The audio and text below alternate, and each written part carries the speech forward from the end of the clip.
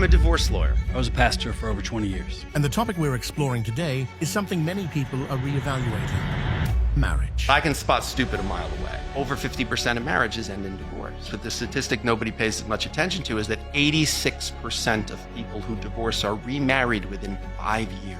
To me, marriage is making a commitment before God to another person, and it's spiritually loaded with blessing. So if there's not a supernatural element to it, Well, God hates marriage. So if the stats are anything, like, even though you're saying God calls us to marry, you might as well call us to jump out of airplanes without parachutes. Or maybe Today's conversation is not just between your average pastor and divorce lawyer. On one hand, we have James Sexton, a seasoned divorce attorney with thousands of cases under his belt. His raw, unfiltered insights on modern relationships have earned him a massive following and made his podcast appearances viral sensations, often amassing millions of views. On the other hand, we have Carl Lentz, once one of the most influential pastors in the world. After a highly public downfall and facing the brink of divorce himself, he rebuilt his marriage from the ground up. Now, alongside his wife Laura, he shares hard-earned insights on relationships through their podcast, which topped the documentary charts on Apple in 2024. whoever said that, like, we're picking wrong, how can you pick who's going to be great year 20 when you have a mental breakdown? I don't think anybody who's married doesn't occasionally want to sleep with other people. The question is there space for that in your marriage? Ethical Isn't that great? non-monogamy. Yeah. I don't think that in all circumstances, being 100% monogamous is necessary for a relationship to function well. I'll tell you a story. I don't know if I've ever said this.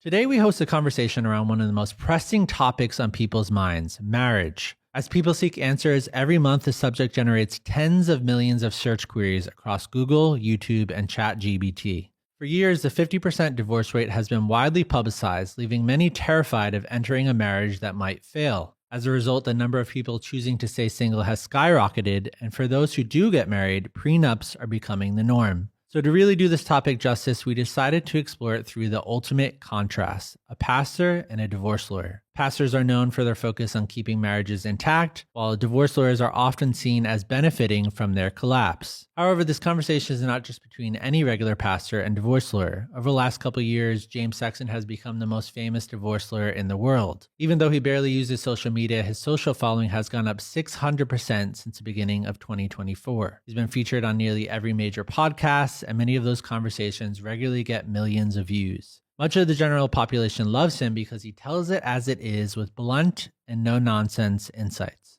On the other side, we have Carl Lentz, who pastored Hillsong NYC for 10 years. At its height, nearly 10,000 people attended Hillsong's Sunday gatherings on a weekly basis, which made it the largest church in New York City. Due to Hillsong's success, Carl became a fixture in the mainstream media and for a time generated more publicity than any pastor in the world. In 2020, Carl stepped down from Hillsong as it was revealed that he committed infidelity. After years in the dark and his own marriage on the rocks, Carl has been on a beautiful path of redemption. Not only did he keep his marriage, but it is thriving, and he offers a very raw perspective into many of the major challenges we all face. So in this conversation, we're tackling all the burning questions on your mind. We start by diving into the true purpose of marriage, whether there is a divine calling behind it, and if the legal side is really the ultimate symbol of commitment. From there, we move on to prenups, vows, and sex. We'll explore whether it's realistic to be with just one person for life, and dive into the growing conversation around open marriages. Then we get into the topic of cheating and explore why 50% of marriages end in divorce.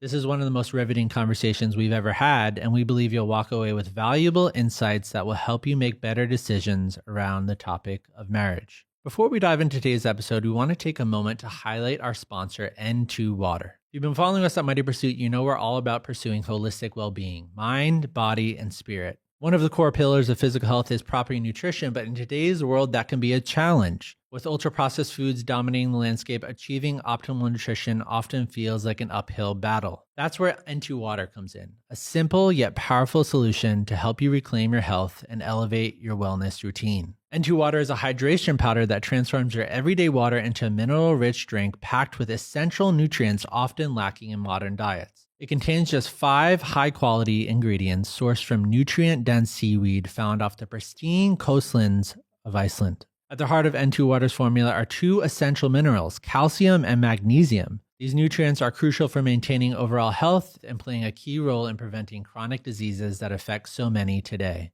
Magnesium supports over 300 biochemical reactions in the body, while calcium is essential for blood clotting, muscle and nerve function, and maintaining a healthy heartbeat. Personally, ensuring I'm hitting my nutrient targets is always a priority for me. In fact, I recently had a micronutrient panel done and discovered I was low in calcium, a deficiency that impacts nearly 70% of Americans, according to the CDC. What really sets N2 Water apart, though, is not just its impressive health benefits, but the taste. My go-to flavor is lemonade, but they also offer grapefruit, margarita, and peach lemonade, all of which are equally refreshing.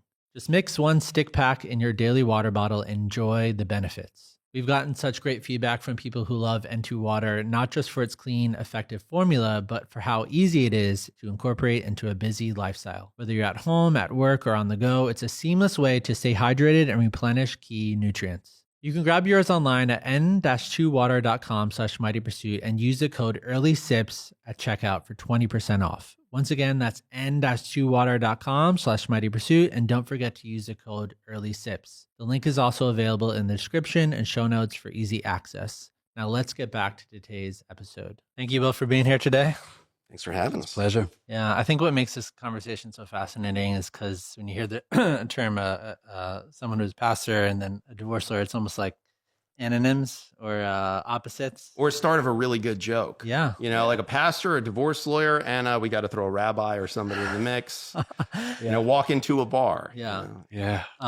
Yeah, because I think maybe someone would typically think of a pastor when it comes to the topic of marriage of like, oh, try to keep a marriage together at all costs. And then a divorce lawyer, it's like, oh, they're profiting off of divorce, which you talked about. Way to frame that. Yeah. You know, it's like the oncologist profiting off of cancer.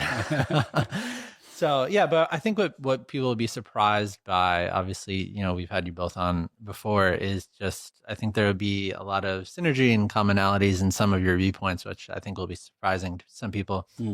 And so I kind of wanted to start with like a brief backstory. A lot of people might be familiar with both of you, but if they're not, obviously, Carl, you're not a pastor anymore, but you, for the years that you were at Hillsong, obviously a big public profile. And then you, over the past couple of years, have just completely blown up. I can't think of another divorce lawyer who's gained more publicity in the past couple of years than you. So being the most famous divorce lawyer, it's like being the most good-looking leper. Yeah, you know, it's like okay, you know, most people are not that interested in chatting with a divorce lawyer, and if they're chatting with one, they're not really happy. Perhaps about it. most aren't as engaging and fun as you. I'll take that. It's a very interesting dichotomy. Yeah. But I mean, I think what that speaks to is, you know, for the years that you were preaching at Hillsong and all of your conversations, clearly people are interested in what both of you have to say. And so I think that's what's going to make this conversation so fascinating. So, James, why don't you start? How long have you been doing this in terms of attorney? You know, how many divorces have you been involved in? And then how did the whole public profile thing start to rise? Yeah. Well, I've been a divorce lawyer for 25 years. And I think one of the things that makes me different than some of my colleagues, aside from the tattoos and the public persona, is I went to law school to be a divorce lawyer. I intentionally became a divorce lawyer. Most divorce lawyers, when you talk to them, they always use the same phrase, which is, well, I ended up in divorce law. And it's always a story of how they meant to do something else and then they ended up. Because very rarely do you use the phrase like, oh, I ended up, to mean something you intended to do. You know, it's always like, yeah, I meant to get to the Barclays Center, but I ended up in the middle of Newark. So it's one of those things that I was a psychology major as an undergraduate. I went and did my master's degree in propaganda studies specifically, but in mass persuasion. So in the preacher context, you know, it's all about sort of group persuasion and the differences between persuading an individual and persuading, whether it's 10,000 people. And I was working on my PhD, and I just decided, you know what, I needed to make money. I had two very little kids at the time, and I realized how little money professors make. So I said, I think I need to do something else. I had a part-time job teaching GRE and SAT classes with Kaplan. And they said, you know, you'll make an extra $10 an hour if you teach the LSAT, the law school admission test. And I said, well, how do I get to do that? And they said, well, you have to score in the 90th percentile or higher. So I was like, okay. So I just sat down and took every LSAT that had ever been released over and over again for time until I could do it perfectly and get nothing wrong. And then I took the actual LSAT and ended up getting to go to law school for free. So I went to law school for free at Fordham Law School. And I said, the thought of being any kind of lawyer other than a divorce lawyer didn't make sense to me. It was like a highly paid proofreader. Criminal law didn't seem appealing because the people that commit really interesting crimes usually don't have enough money to pay a lot of money for a lawyer. And the people that do have a lot of money and commit a crime that requires the intervention of a judge usually don't do it more than once. Like if they don't go to jail, they just do it once. So you don't get a lot of repeat business. So what appealed to you about divorce?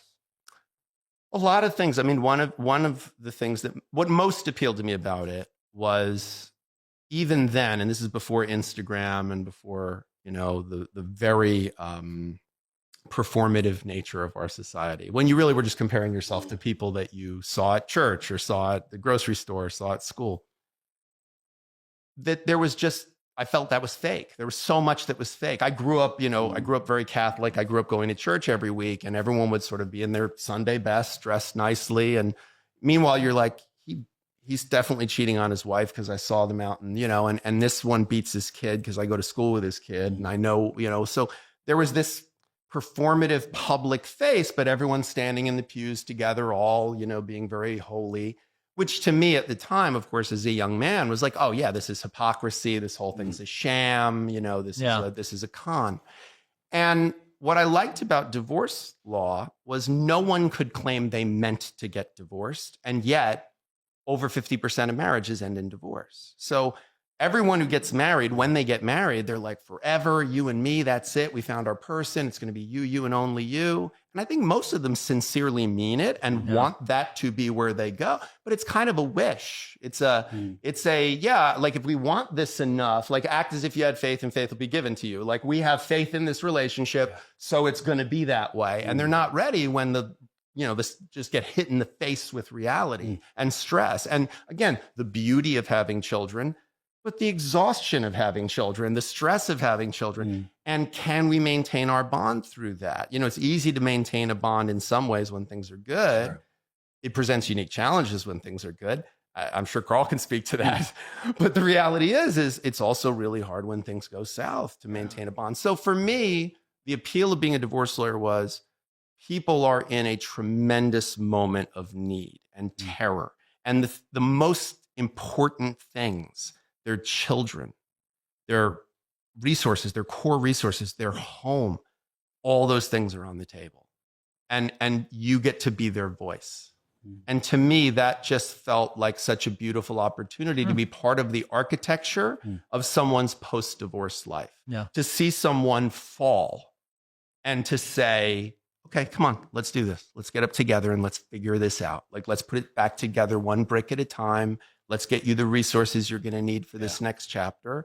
Let's learn from what happened here. I've always said the statistic that most people are interested in is that over 50% of marriages end in divorce. But the statistic nobody pays much attention to is that 86% of people who divorce are remarried within 5 years. So think about that. How many times do people lose so much and then go, let's do it again. Let's try again. It speaks to something about what we need from that, So to me, being part of that and using my skills as an advocate and a speaker to the benefit of people who are in this storm, I found it very appealing. And I've been very blessed. 25 years I've been doing what I do. I've facilitated the demise of thousands of marriages at this point. Thousands? Yeah, definitely in the thousands now. Yeah, because I at any given time, I usually have 20 to 30 cases going, and I've been doing it for 25 years. And usually the life cycle of a case is like 3 to 6 months. So yeah, I mean, that's the other fascinating thing is like, you as a pastor sitting down with like a lot of couples and you're like maybe they're having an issue, you're trying to help them or they're in crisis mode. And then you're just like, kind of like the whole thing blew up like down the stream. And so you guys have both sat with people for quite some time in your careers. How has the whole fame thing influenced over the past 2 years? Yeah, I mean, practice. I would I hesitate to use the term fame. I mean, it's odd because I get recognized on the street. People come up to me and they're like, "You're the divorce lawyer," especially if I'm wearing this. The lesson to be learned is if you'd like to have privacy, don't have all your media work be in the exact outfit you wear 5 days a week, because it's very recognized. If I go out in just jeans and like nobody recognizes me, but if I'm wearing this, which is what I wear 5 days a week, people immediately recognize me. How did it happen? I wrote my book in 2018, 2019, which I really just did as sort of to use some different muscles. I get up at 4 a.m. every day, and sometimes it's a little quiet at that hour. So you do too, right, Matthew? No, obviously, no, not me. Yeah. I mean, doesn't everybody? I mean, if anybody else does, just make sure I have your number, because it's lonely sometimes. I wish I could find one person that was awesome and successful that woke up at noon.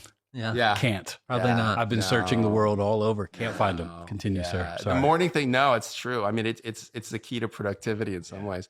But I wrote my book, and I ended up doing some media. I did 13 episodes of Steve Harvey on a segment called How to Stay in Love, which bounced off the themes of the book, which is, what can you learn about how things fall apart by talking to someone who's got a ringside seat to that, and how can we reverse engineer that into, because I've always said, like, it's hard to define intelligence, but I can spot stupid a mile away. Yeah.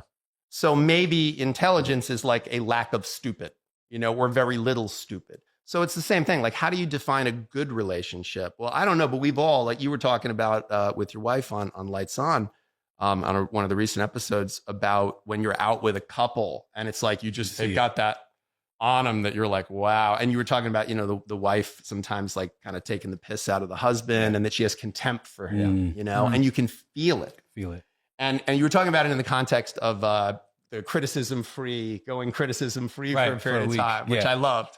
And I remember, like, thinking, when you look at a couple like that, like, okay, they definitely didn't mean to be there. So how do you reverse engineer how they got there? And, it really is like Tom Wolfe in The Bonfire of the Vanities said, one of the characters says, I went bankrupt. And he says, oh, how did you go bankrupt? And he says, oh, the way everybody does, very slowly and then all at once. And that's how everyone falls. It's very slowly and then all at once. So I think for me, calling that out, it hit some kind of a nerve. And I ended up in the last, 2 years, just doing a lot of public speaking. I've cut back a lot on it now because I still really love my job, and I still spend most of my time in a courtroom, and that's where I really want to be, because that's where I love the craft of what it is that I do, and I still feel very blessed to do it. Yeah, I imagine there's a lot of people like, I want to work with that guy now. I get a lot of calls now for a lot of prenups. I get a lot of calls from people, but I was very lucky. I had a very thriving, high profile practice before, but now I definitely am more known. I get made fun of by my colleagues relentlessly in a good-natured way, but they're like, oh, there's the star, there's the celebrity, But I guess within the context of, like, I'm the most famous person in the matrimonial part of the New York County Supreme Court, like, that's a really specific, thing to be. But no, I mean, I'm enjoying it. I still don't completely understand what it is that's resonating with people that I'm saying. But what's interesting is, if you watch my old work, if you watch me on Steve Harvey, which is the first time I was ever in front of the camera, I was trying to think about, well, what would a divorce lawyer on TV say? And I'll say that. And when I dropped that completely in this sort of second chapter a few years ago with the first Soft White Underbelly that I did that went viral, I really just went like, I'm just going to be me. Like, I'm just going to be me. Yeah, you can feel that for sure. Yeah. And that's what I think people respond to, is that they're like, oh, this guy's real. There's a lot of this guy's real. This guy's very real. I try not to read the comments, because it'll end you up in therapy if you read the comments. But every once in a while, my nieces will curate them for me, Yeah, that's good. And then, Carl, obviously, you're at Hillsong, crazy growth. And then, there's some challenges. It's not a cookie cutter story, which I think is beautiful. It starts off slow and then all at once. So tell us a little bit about you and that journey. I will, and I'll take a stab at perhaps why people probably love you so much is because I think you, there's not a lot of judgment with you. It's more of almost a pastoral embrace of somebody in a really bad situation. And as you're talking, I'm thinking there is a link pastorally, because in essence, when you pastor people, they're coming out of a divorce of a life. So there's a similarity in that, like when you become a follower of Jesus, you have to divorce a lot, and you come into a setting in the church community where some things are in shambles. It can be a happy one, but at the same time, your life is radically different, and all you want from a pastor is to be accepted and loved and helped. And I think that's kind of in getting to talk to you a little bit. I think that might be some of the amazing draw to who you are, because there's not a lot of judgment, and I think people just can feel that. It must feel really shamey to go sit down with a divorce attorney. And so if you don't feel that, probably feels really good, because you already are shaming yourself. So Yeah. My story is literally defined like that. There's a lot of stuff that was going right and was awesome, and I had some stuff that just was deadly that I didn't handle in a way that would have spared a lot of people pain, including my family, myself, and so on this side of life, I a lot of my stuff ended up in a moment where I had to make some decisions on how I was going to live. What was I going to do from there? Will that be the chapter? Will that be a page? And, since then, God's been gracious to me, to my family, and we're in a new chapter. But we've learned a lot, and we are learning a lot. So now I spend a lot of my time. I'm not a divorce attorney, but my gosh, do I find myself sitting across from people who have some stuff that they're carrying, and try to use what I've learned and am learning to help. And I still love it. I don't pastor at a church, but I don't think you stop pastoring people. I don't think that's something that we only should give to people that have the title. So I still love it. I still love people, and maybe even more now. Yeah, a little bit freer. Yeah, that's good. So I figured a good place to start this would be to define terms, because I want everybody to understand what exactly it is we're talking about, that we're on the same wavelength. So when we say the word marriage, what does that mean to both of you? What is marriage? We may have differing. I mean, I'm obviously, as I'm sure Carl is, aware of the range of definitions for that. I mean, obviously, there's from my perspective, the primary thing I'm focused on when we talk about marriage is a legal status. So you are married, meaning you have engaged in the legal action of becoming married. So you have had a solemnization ceremony, and in some state or jurisdiction, you have become legally married. So this has nothing to do with your spiritual commitment to each other. This has nothing to do with monogamy. This has nothing to do with any particular format. It no longer, even with marriage equality, has anything to do with your gender or your biological sex. It is a legal status that a person has made the choice to engage in with another individual. And it is something that cannot be undone except through specific legal channels. So that is how I generally am talking about marriage when I talk about marriage, because most of what I do all day is the untying of the legal Gordian knot that's created by marriage. What's unique about that is it is the most legally significant thing a person will do other than dying in their whole life. Mm-hmm. But no one is even given a pamphlet when they get married that says, oh, by the way, here's all the changes that you just opted out of the title system. Your will no longer controls your estate because your spouse has the right to an elective share irrespective of what your will has to say. So there's all these legal things that happen to someone, and we're a society that's all about disclaimers. Like, I was just in Whole Foods and I bought a package of salmon, and there was a sticker on it that said may contain fish. And I thought, well, it's salmon, it better contain fish. But I understand they have to put the sticker on anything that has fish ingredients because people might have allergies. Okay, so like they're giving us warnings that the salmon might contain salmon. But we're not going to tell people, oh, by the way, you just opted out of the title system. You just opted into the spousal support system. The rules of this relationship you just signed up for, you don't know what they are, and they can be changed by the state legislature. So whatever you and your partner decide you'd like to do, if you haven't done a prenuptial agreement, the state gets to decide what's going to happen in terms of alimony, in terms of division of property, in terms of time with your kids. So to me, marriage is a legal status that two people sign on for and commit to each other in the form of essentially a contract between the two people and the state. Yeah, How would you- mine is it's a covenant made before God that supersedes anything else. So I think it's an interesting discussion to come from a place that doesn't include faith, because without that, I don't know what, I think I would stick with that definition. So my marriage prism comes through, I believe it was a God ordained idea, and I believe the Bible speaks to it, and God's plan for it is beautiful. The problem is people. The plan has never been the issue. Like, if people say, is marriage wrong? I'm like, no, people are wrong. The plan originally is, so to me, marriage is making a commitment before God to another person, and it's spiritually loaded with blessing. And that's, and everything he just said. Yeah. And that's whether, depending on which way you look at it, it's the beauty of our country. Yeah. So we happen to live in a country that honors that as well, legally, but for better or for worse.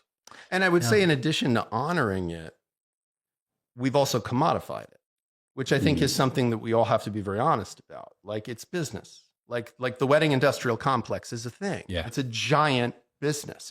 There's a massive amount of consumerism that comes with this thing. And so, anytime in our society something is just assumed that you're going to do it, that always makes me stop and go, what's going on there? Because, like, whoever discovered water, it wasn't a fish. And so if you're in this thing, if you're in this world where if you say, oh, I've been dating this girl for a few years and we're getting married, no one ever goes, really? Why?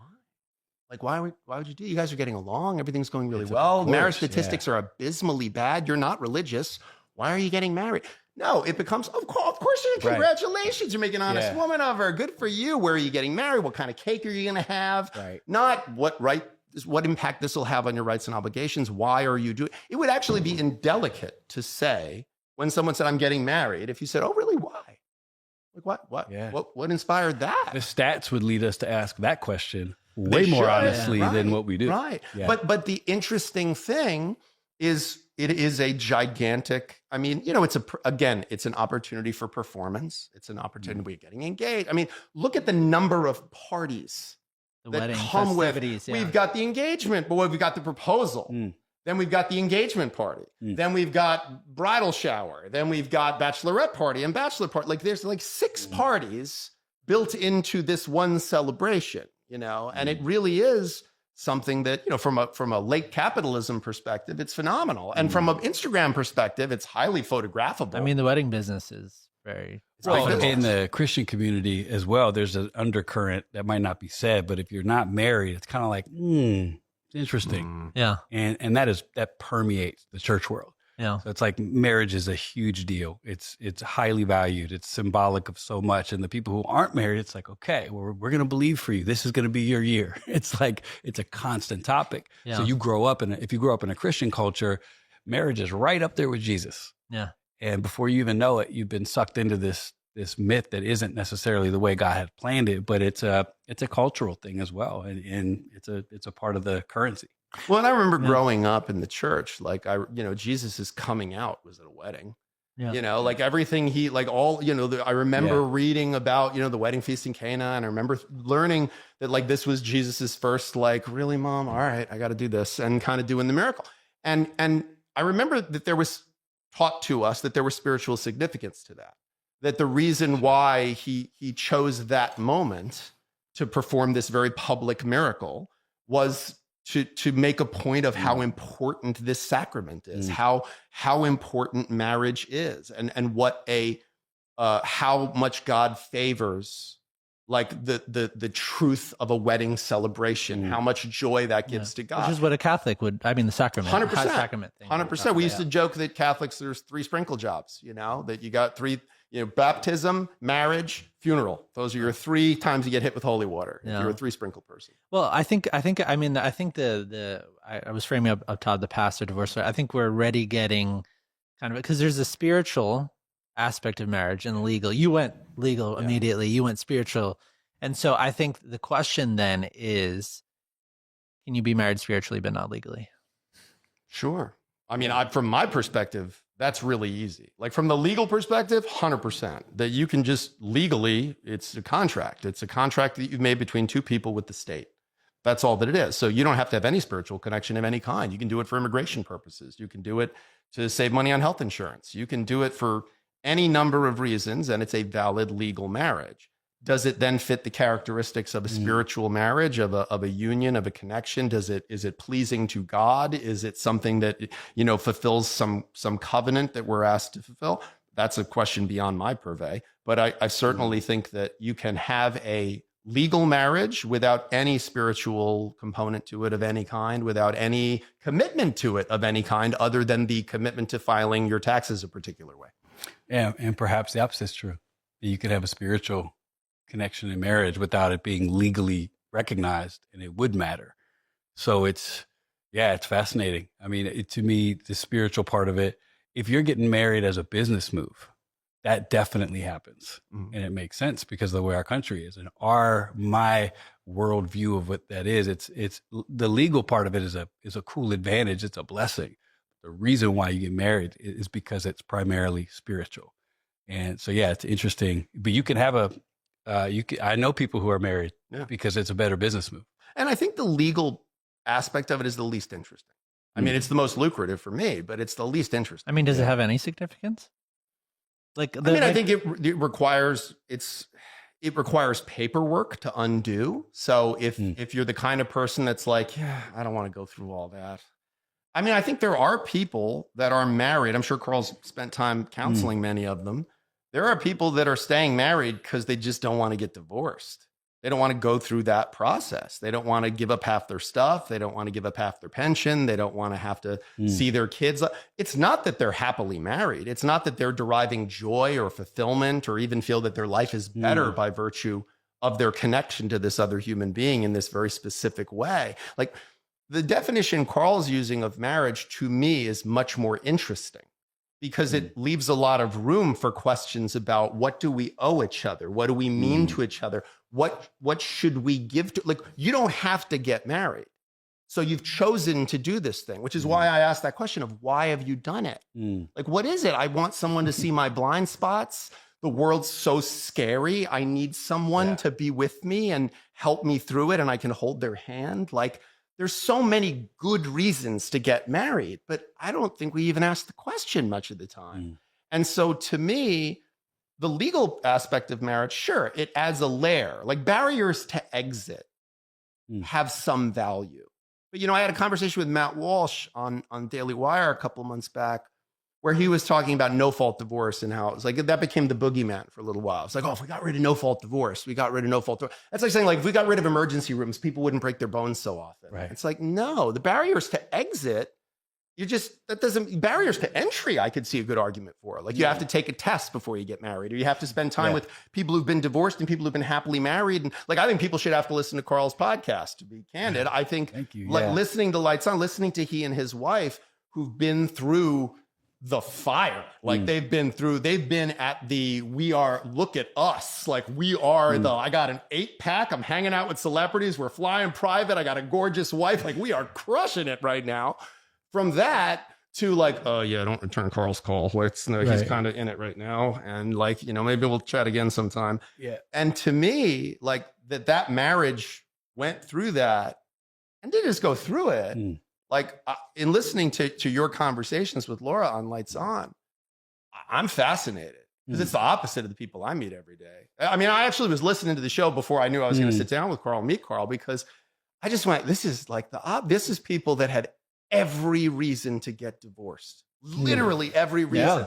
Like when he was at the height of success, like the tens, and not that your wife's not a 10, but like, my God, the female attention must have been through the roof. Like I'm a D-list celebrity and they're all in my DMs. Like I can't, and I don't look like this guy. Like I can't even imagine. But he was like, no, I'm in this marriage and I'm staying in this marriage. And again, even though we all fail in relationships from time to time, some big ways, some small ways, like he's, they're in this marriage. And they genuinely, in my listening to the two of you, like you guys have been through it and are better for it, stronger for it, more committed for it. I mean, I appreciate your kind words. I think it gave us a chance to really be real about why we're married. What is this? Like now we don't have any pressure. I'm not a pastor anymore. I've destroyed that platform. So that part of my life's over, and now we can get divorced. So let's really talk about why. I mean, my wife had every single reason before God, before anybody to walk away. And it was a really beautiful clarity moment for us to go, this really matters to us deeply. Let's figure out why. Let's figure out how to make it work. And I wouldn't suggest anybody goes through infidelity to make your marriage stronger. Yeah. I am not saying that. I know what world we live in. If someone cuts this up, shame on you. It's not what I'm saying. But I am saying going through a fire like that will really clear up exactly what you're doing, because there were conversations we had like, I don't know, maybe we should definitely get a divorce. Like maybe we should absolutely get a divorce. What are we doing this for? And I know people too, like you do for sure, where they're only married because it's more work to get unmarried than it is to stay miserable in your marriage. So it's like, I got to pick my worst. So I'm going to lose half my money, and then I got to deal with custody, and then I got to deal with this crazy woman. So I'm just going to keep on feeding her money. We're going to stay married. It has nothing to do with the spiritual element of I love you, I choose you. So yeah, for us to go through what we went through and still be sitting there going, yeah, like we have different questions we ask now, and we're able to help people in a different way because we've been through it. And now we don't sit in the seat of like what people expect. Because when you go meet with the pastor, you're right. Almost always they're putting marriage in this place of, at all costs, this marriage must continue. We don't believe that. I don't think that's correct anyway. But yeah, we've had an interesting view of it, brother. And it's been a journey, but that horrible chapter for us is, now I can, rename it as a beautiful one because of what we've been able to see through it. And yeah. But so, I mean, it's really, you kept using the why question. What is the point of marriage? What's the point of it? From a legal perspective or a spiritual perspective? Well, I think they're two different both. things. I think both. I think there's a question of like, what's the point of doing it spiritually? Like, why not just live with your girlfriend forever and, just hang out? Or legally, why would you merge everything together? If you take religious faith out of it, so if you take out any sense that there's something divinely inspired or divinely pleasing in what's happening here, that we're not called to marriage by some omnipotent creator deity, and this is purely just a function of something we built societally. Like if you look at it like Sigmund Freud, civilization and its discontents, like, all right, we're just going to all be killing each other and sleeping with each other if we don't make some rules, guys. So we got to make some rules, and like that's kind of, the lens I'm looking at it from.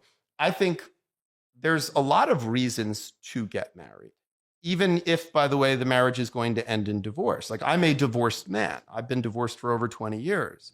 I don't consider my marriage a failure. It produced two wonderful children who are now adults and are well-adjusted, happy, successful adults, one of whom's getting married in a few months.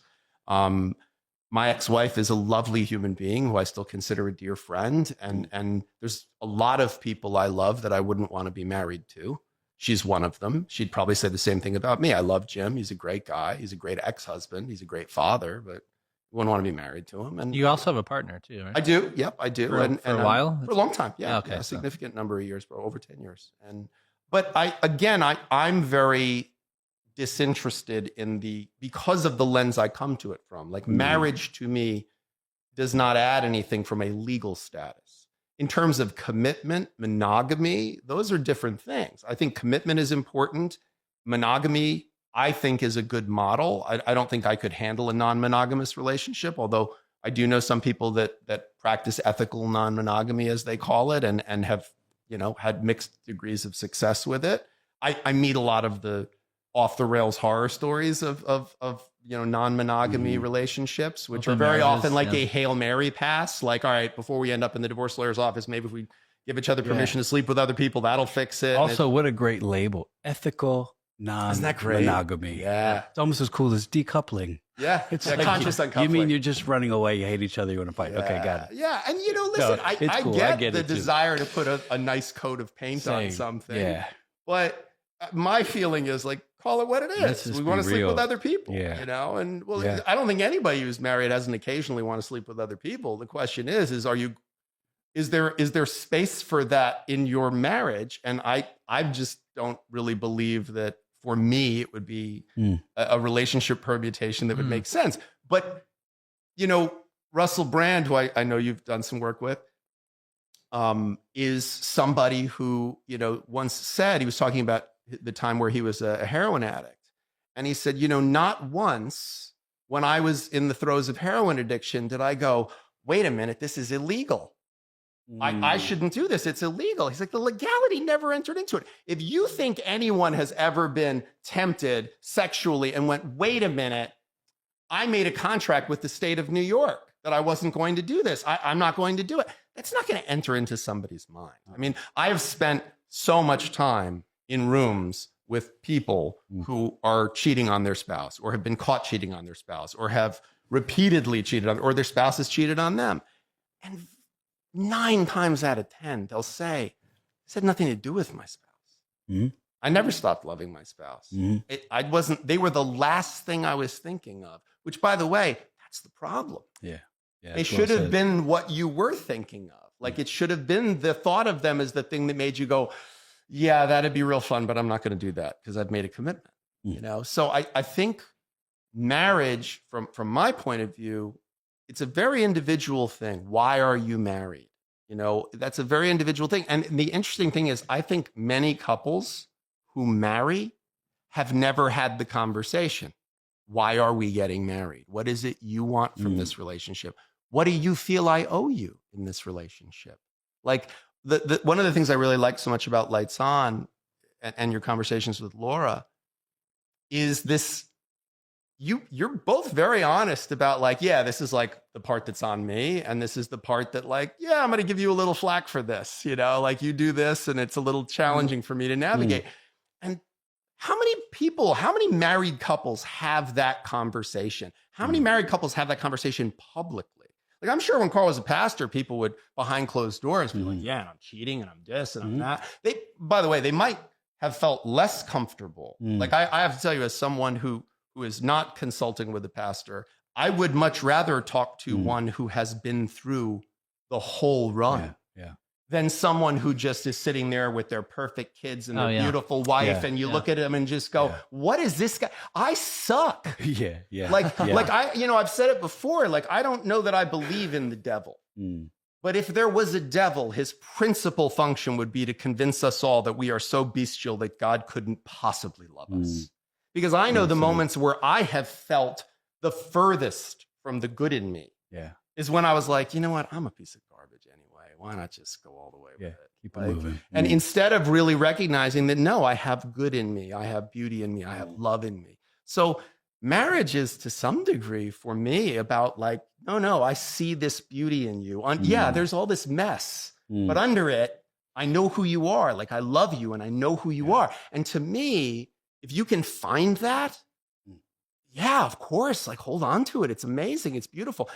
If I thought marriage made it easier to hold on to that, I'd be the biggest fan of marriage ever. But I just don't see the correlation between that kind of love and marriage. I just don't see it. What do you think? I think it's very, very well said. I think, to me, marriage, I don't know how to separate it from my faith, because I don't think if I was not a Christian, I would be married, because everything that in my marriage belief stems from what I believe God said. In our Christian worldview, I see it from top to bottom going, okay, if marriage is something that God has designed to do a couple things that are super important. But for me, my takeaway is it is a commitment to not live for myself. And that's one of my favorite things about being married, is it's like an automatic check for me. I'm making a commitment to not serve myself primarily for the rest of my life. And just that alone requires me to live a certain way that should put me in a position to be able to make this relationship pretty special. Problem is, we're human. The problem is, without God's help, this is a disaster. And the stats point to that. So I see people who they don't share my faith, and they've had, great marriages for long periods of time. I'm like, tell me what you got going on, because the only reason I can even function is in my life, I think it's because of Jesus. And that's the only reason why Laura and I are in this, is because we really believe that God has set this relationship apart to be special, to build the family unit, to get to know each other in a special way, that in that moment, I think in a marriage, when it's working correctly, you can grow in a way that's special. Yeah. But to me, the legal side of it is a whole different conversation of, like, it just is, it's a different topic, because to me, marriage is this thing that God created so we can know him better. And that's what we found in marriage, is it's really pointed us to a different outlook on who God is to us. And it's hard. It's very difficult, but I don't know. Me and Laura joke all the time. Like, if it wasn't for God, we would work out a different arrangement, because this doesn't make any sense. It's actually, to so me, funny when you say that, because I hear you say that and it makes me sad, because I look at, as a person who's not a person of faith, I look at you and Laura and the way you talk to each other and talk about each other and the things you've been through and the way you conduct yourselves as parents and as people. And I go, whether there's a God or isn't a God, like, this is beautiful.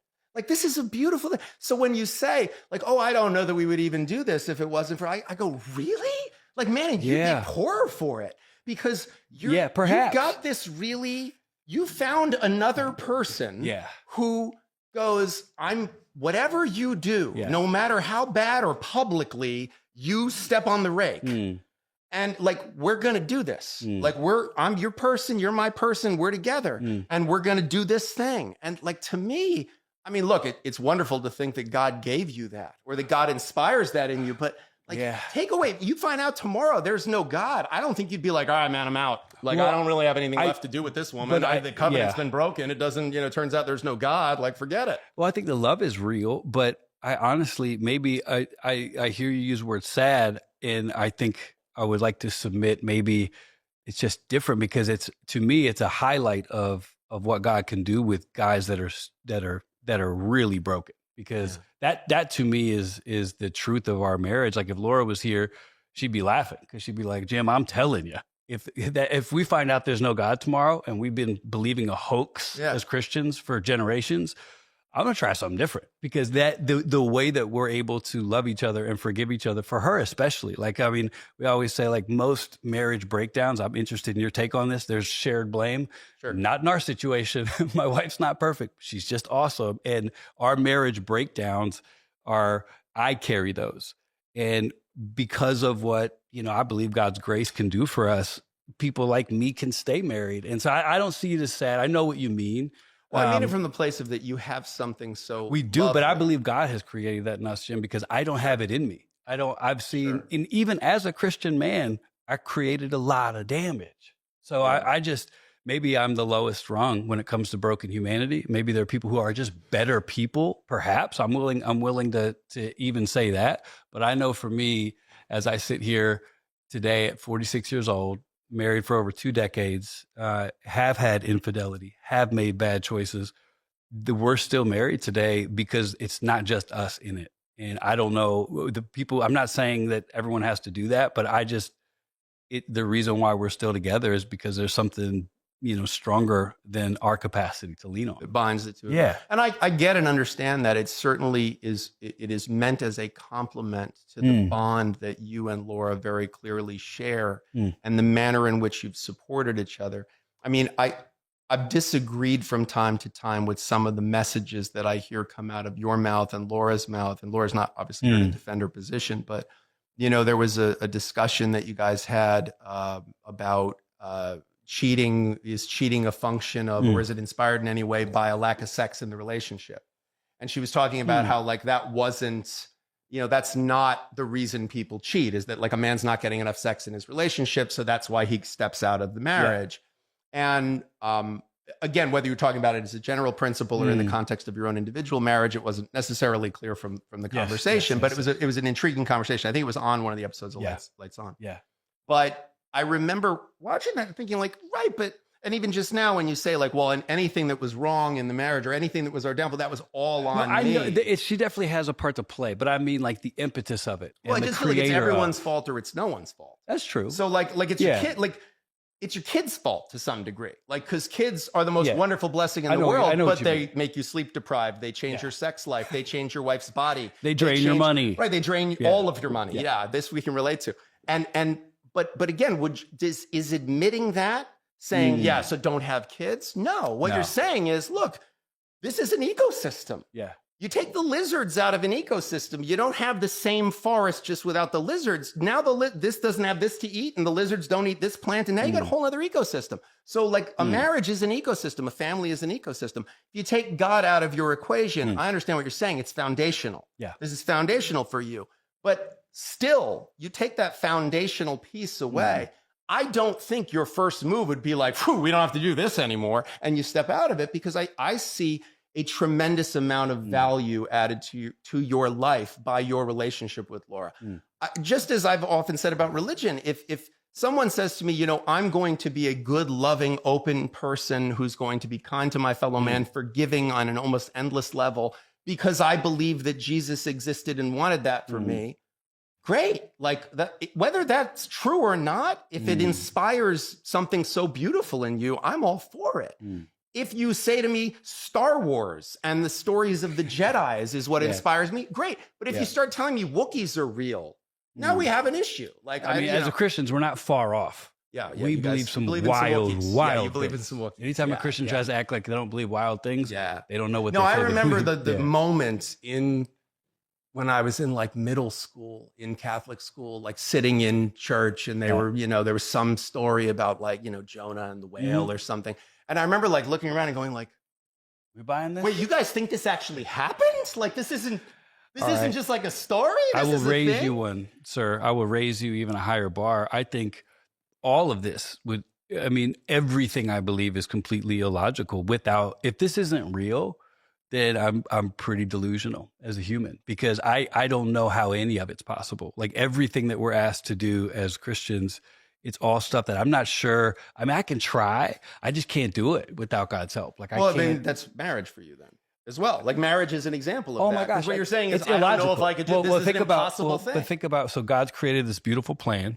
And if you do it the way that he's mapped it out, it can be special. And at the same time, it's all illogical. Like to have sex with one person the rest of your life, that's ridiculous.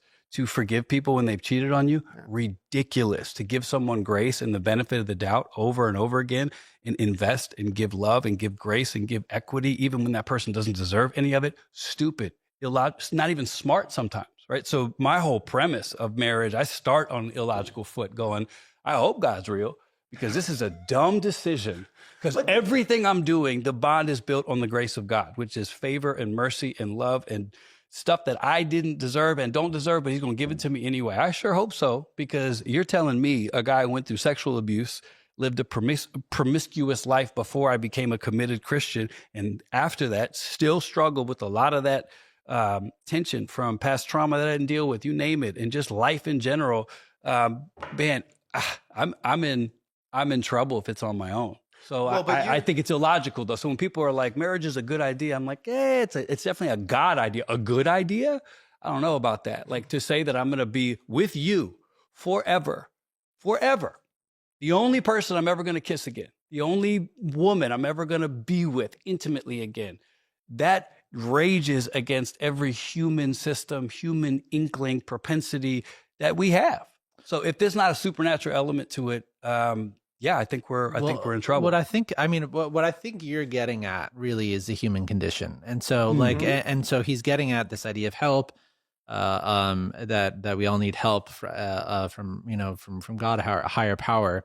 And one line actually that stuck out in my book that I wrote a note here is page 30. He wrote, a good divorce lawyer or a cop, shrink, or accountant quickly learns to see people as they are. And so I think what's interesting about what he's saying is like, it seems like he's to some level recognized his nature and the nature of like, yes, we all have good, but we all have bad. And you were just talking about earlier, you said that like, oh, well, there are times when I see like evil or just bad in myself. And so I think really if I'm getting what you're saying, it's the fact that you're saying that because that exists within you, you need help to deal with that. And that's where like the divine assistance is. Yeah. I mean, so what were you thinking when you wrote that? You learn to see people as they are. Well, I think again, I think the most radical and bravest of the things that I've seen Carl and Laura talk about is openly about remaining married after infidelity. Talk about things we do not talk about. It's hard. Like Laura Yeah. would have been championed if she divorced him. Mm. She would have been the hero of the story. I could see the People magazine cover. She would, Freedom from Hillsong. And she would like look very pretty. It would have been great. It would have been great because he's the villain. Yeah. So she would have been the hero. She's the villain because she stayed with this guy. She said that. Yeah, I remember she said I mean, and what's shocking is like that to me, of all of this, listen, we're all interesting characters here. Laura's the most interesting one to me because I have to tell you, she's the one who went like, yeah, no, like I'm in this thing. And man, I'm sure she got pilloried for it because I have to tell you, I represent tons of people from all walks of life. I represent billionaires. I represent celebrities. I represent regular people. And I'm telling you, nobody comes out about, it is easier to come out about your own infidelity than the fact that your spouse cheated and you stayed with them.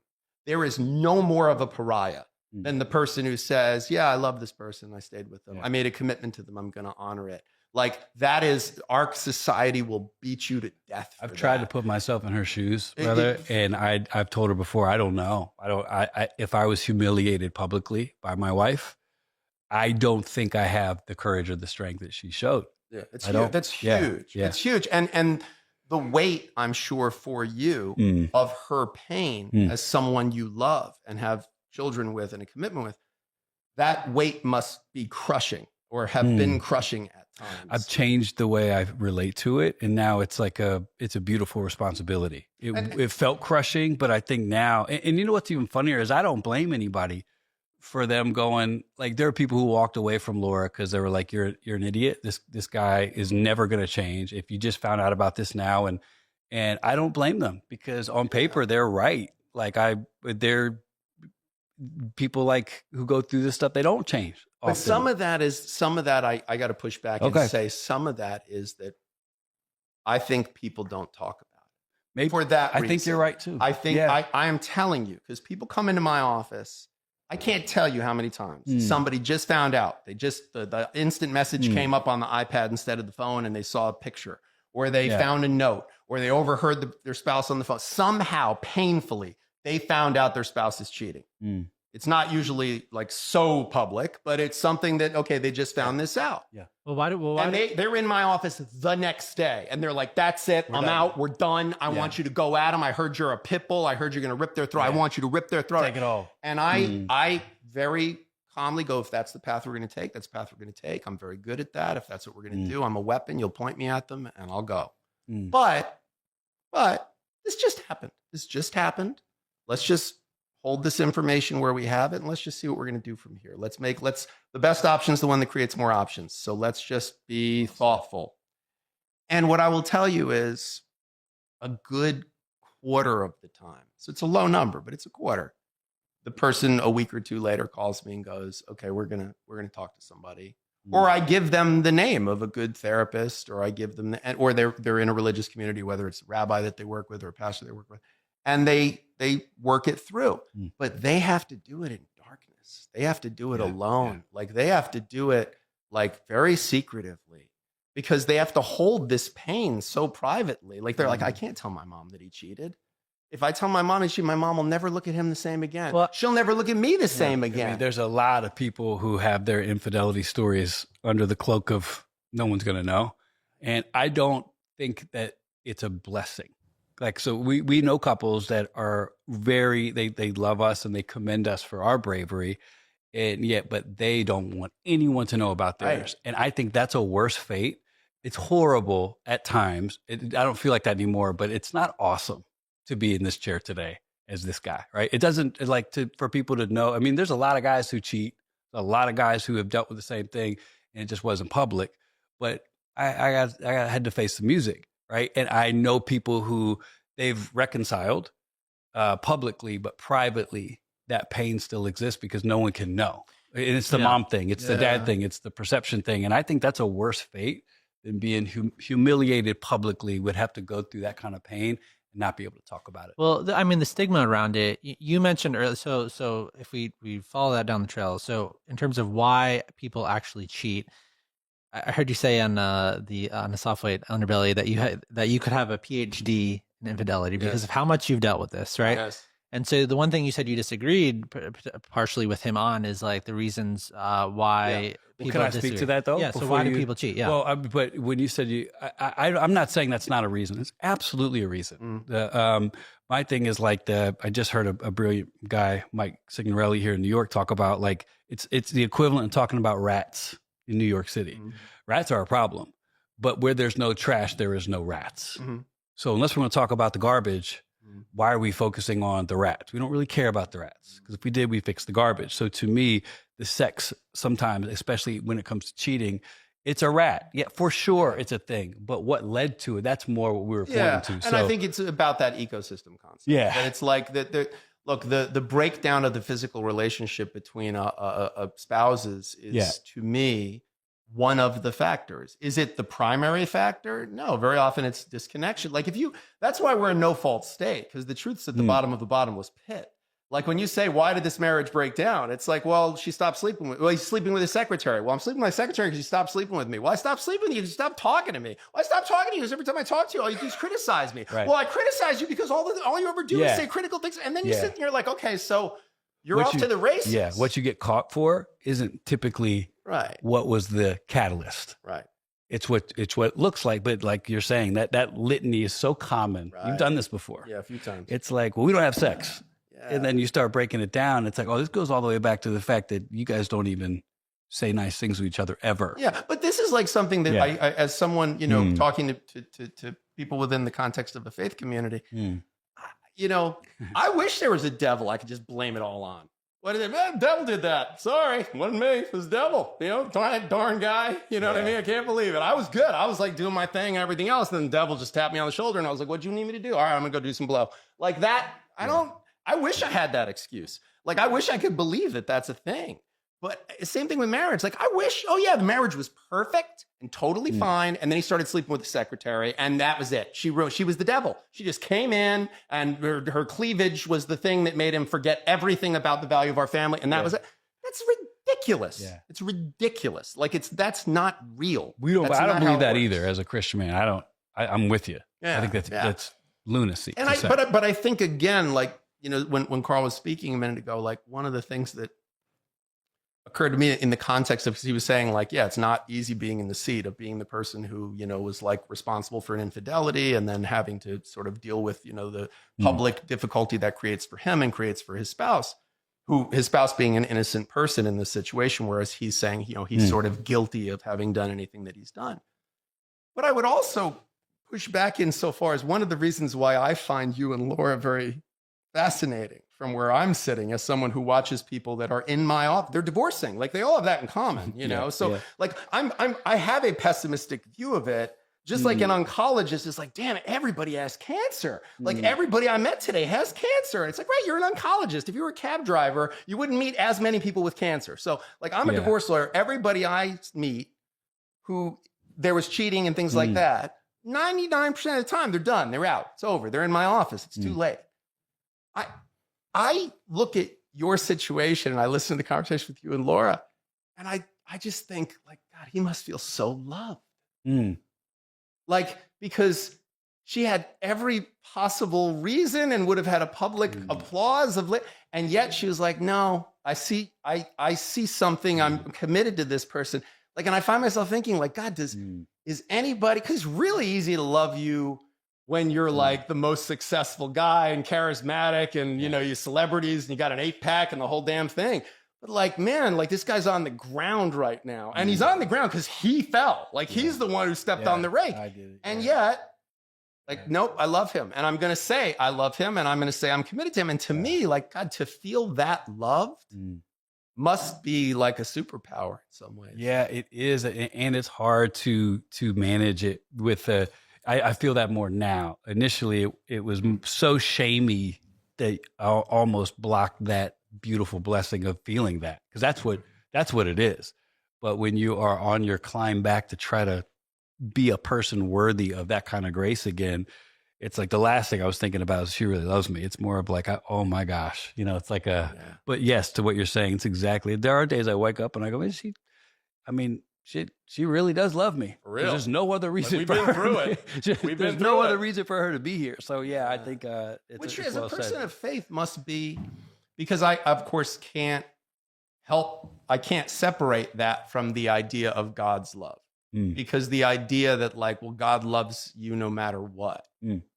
Like this is sort of a manifestation of that. Yeah. Like her love for you is a reflection of the love that you have faith in, which is that God loves me no matter what I do. There's nothing I can do that's so sinful that God will not love me anymore. And to me, like there is something so beautiful about that to me. And it doesn't require it doesn't require me to believe in God, to believe in that. Like I look at that, I look at her love for you and I go, that's beautiful. That's inspiring. That makes me want to be someone who loves that way and someone who's worthy of that love.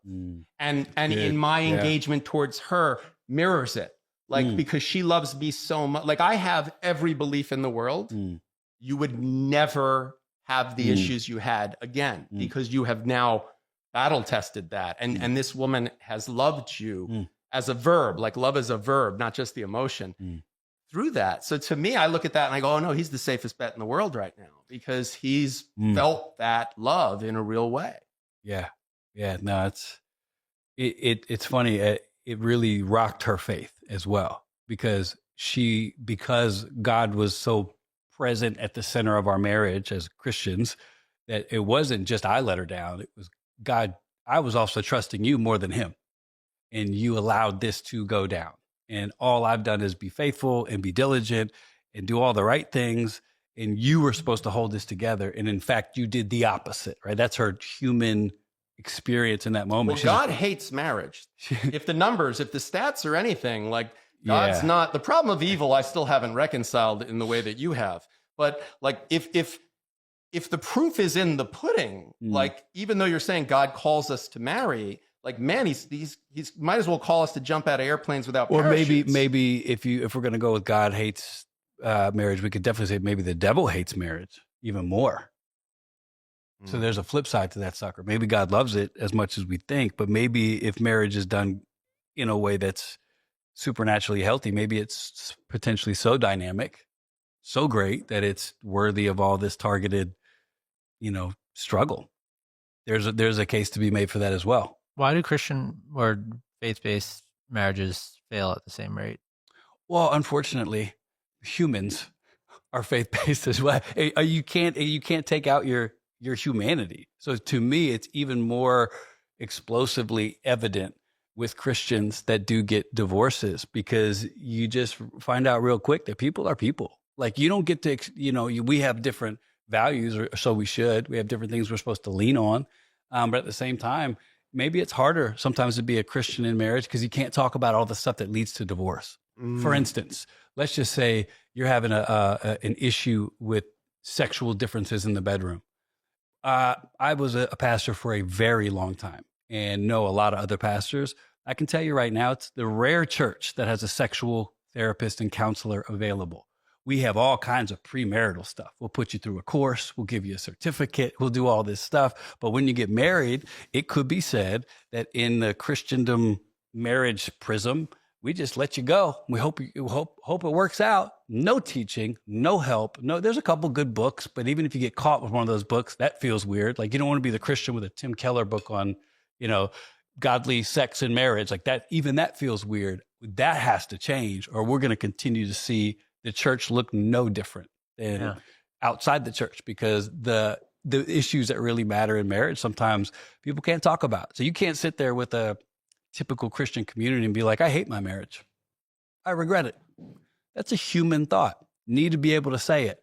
But there's not space for that too often in the faith communities that we've been around. And I think when that changes, maybe we'll see the stats change a little bit. You have to be able to talk about real things. Yeah, and there's a simplicity. One of the things that, of course, is appealing about a faith community, any faith community, is the simplicity of answers that it offers. Like I've always said what I like best about religion is that it teaches you to ask interesting questions. I think religion's at its worst when it tries to answer them.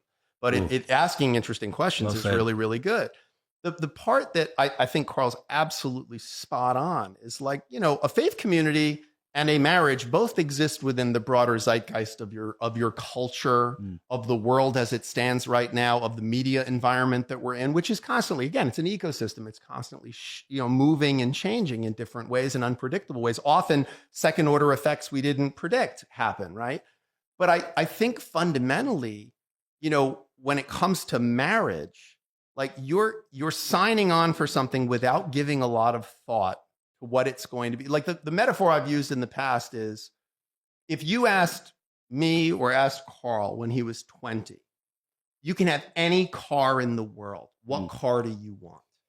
It would either be like a Ferrari, a Lamborghini, or like a muscle car. Yeah. It would have been one of most guys fall into one of those two categories. It would be a muscle car. It would have been like until you hit what, 40? Right.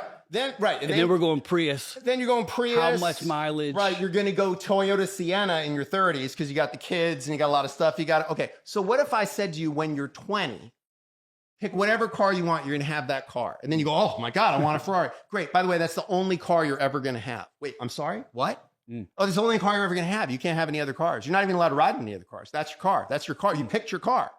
Wait, no. I picked the car I wanted because I'm 20.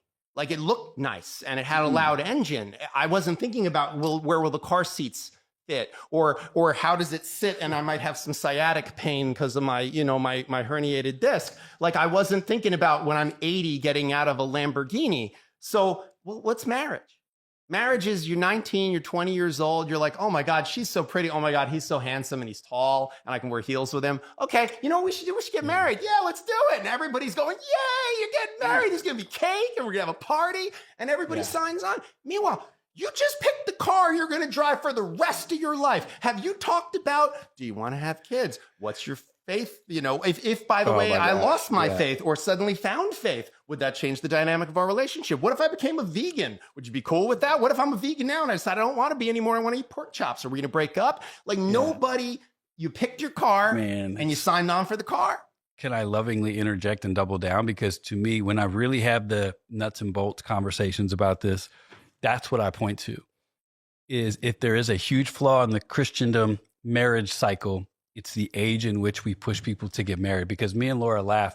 When we got married, do you think that she was looking across at a guy who, like, I'm finding out who I am today. I won't be the same guy tomorrow. I'm 46. I'm just getting cooking. Like by the time I'm 50, I'm really going to have a good idea about this much of who I am. Like that's the nature of what you find out. Your self-care, your mental health, your journey. Like this is all stuff you start to learn as your brain changes.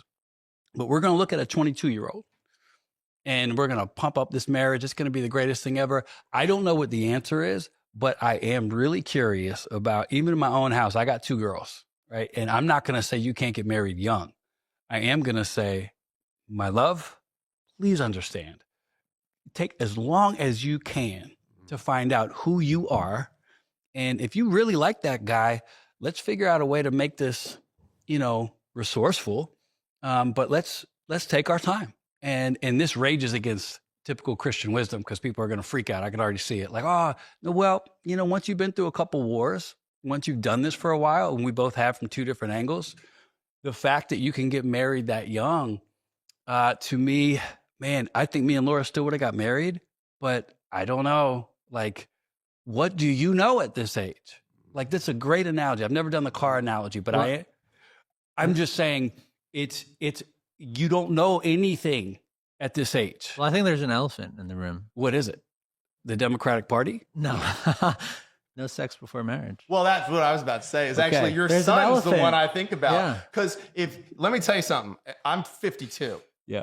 And one of the great blessings of being 52 is I no longer feel like the walking gland I was at 16 or 17. Lord Jesus. Like I look at it. And by the way, like I once said the most depressing divorce I ever did was a man who was in his late 80s. And he was leaving his wife of 40 something years for a younger woman who was in her 50s. And I remember I thought this was the saddest case ever. And people were like, oh, because they'd been together so long. And I said, no, because I thought when I was 86, I wouldn't be led around by my penis anymore at all. I would just see a beautiful woman walk by and I would go, oh, there's a human being. I wouldn't even think about it. Yeah. And to think that I'm going to be 86 and still chained to an idiot That is scary to me. So if I was like when I remember at 16, 15, the biological feeling of just being, oh my God, sex is the only thing. Like I just wanted to be around women. I just wanted to even look at them. There was just something about, and you were just constantly in a state of hyper arousal. And that is, of course, by design. I mean, we're built that way. That's how testosterone works. That's how our bodies work. But to then say to that creature, oh, yeah, you can't do anything about that. And by the way, anything about that. You can't even take care of it yourself. That's a sin too. Like this is cruel as far as I'm concerned. But to say, sorry, the only way you can do something about that is you got to pick the car.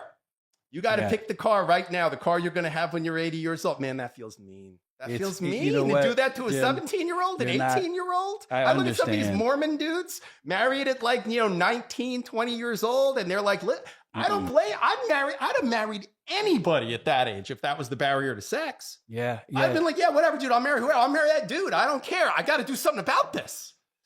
It's such a good segue, Matthew, by the way. You're great at this. No, I think that to me is the elephant in the room so often because, I mean, you know what the Bible says clearly about what's right and what's wrong. You know what Paul said, which is it's so much. I mean, you should be single. This is what the Apostle Paul said. You should be single. But if you got to, it's better to marry than to burn. You're going to hear that, in every youth ministry in America.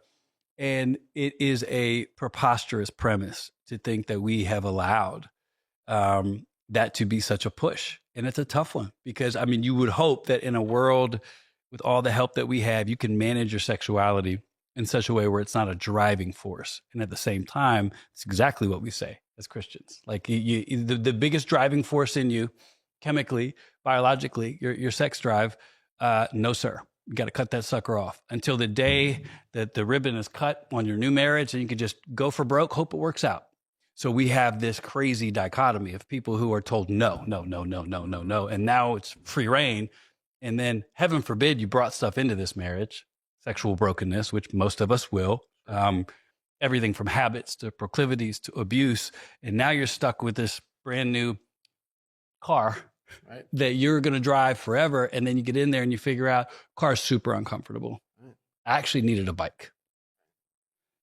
And now you have the stats.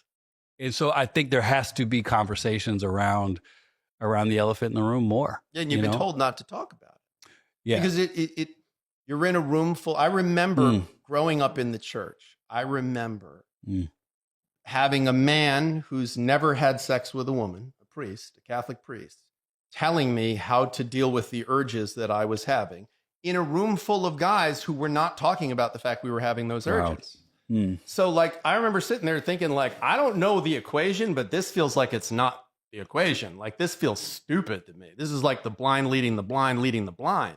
And so I think, again, we come back to this idea of sunlight being the best disinfectant. I think we don't talk about surviving and thriving after infidelity, learning from infidelity. We don't talk about the age at which we commit to marriage and the lack of relationship experience, including sexual experience that we might have.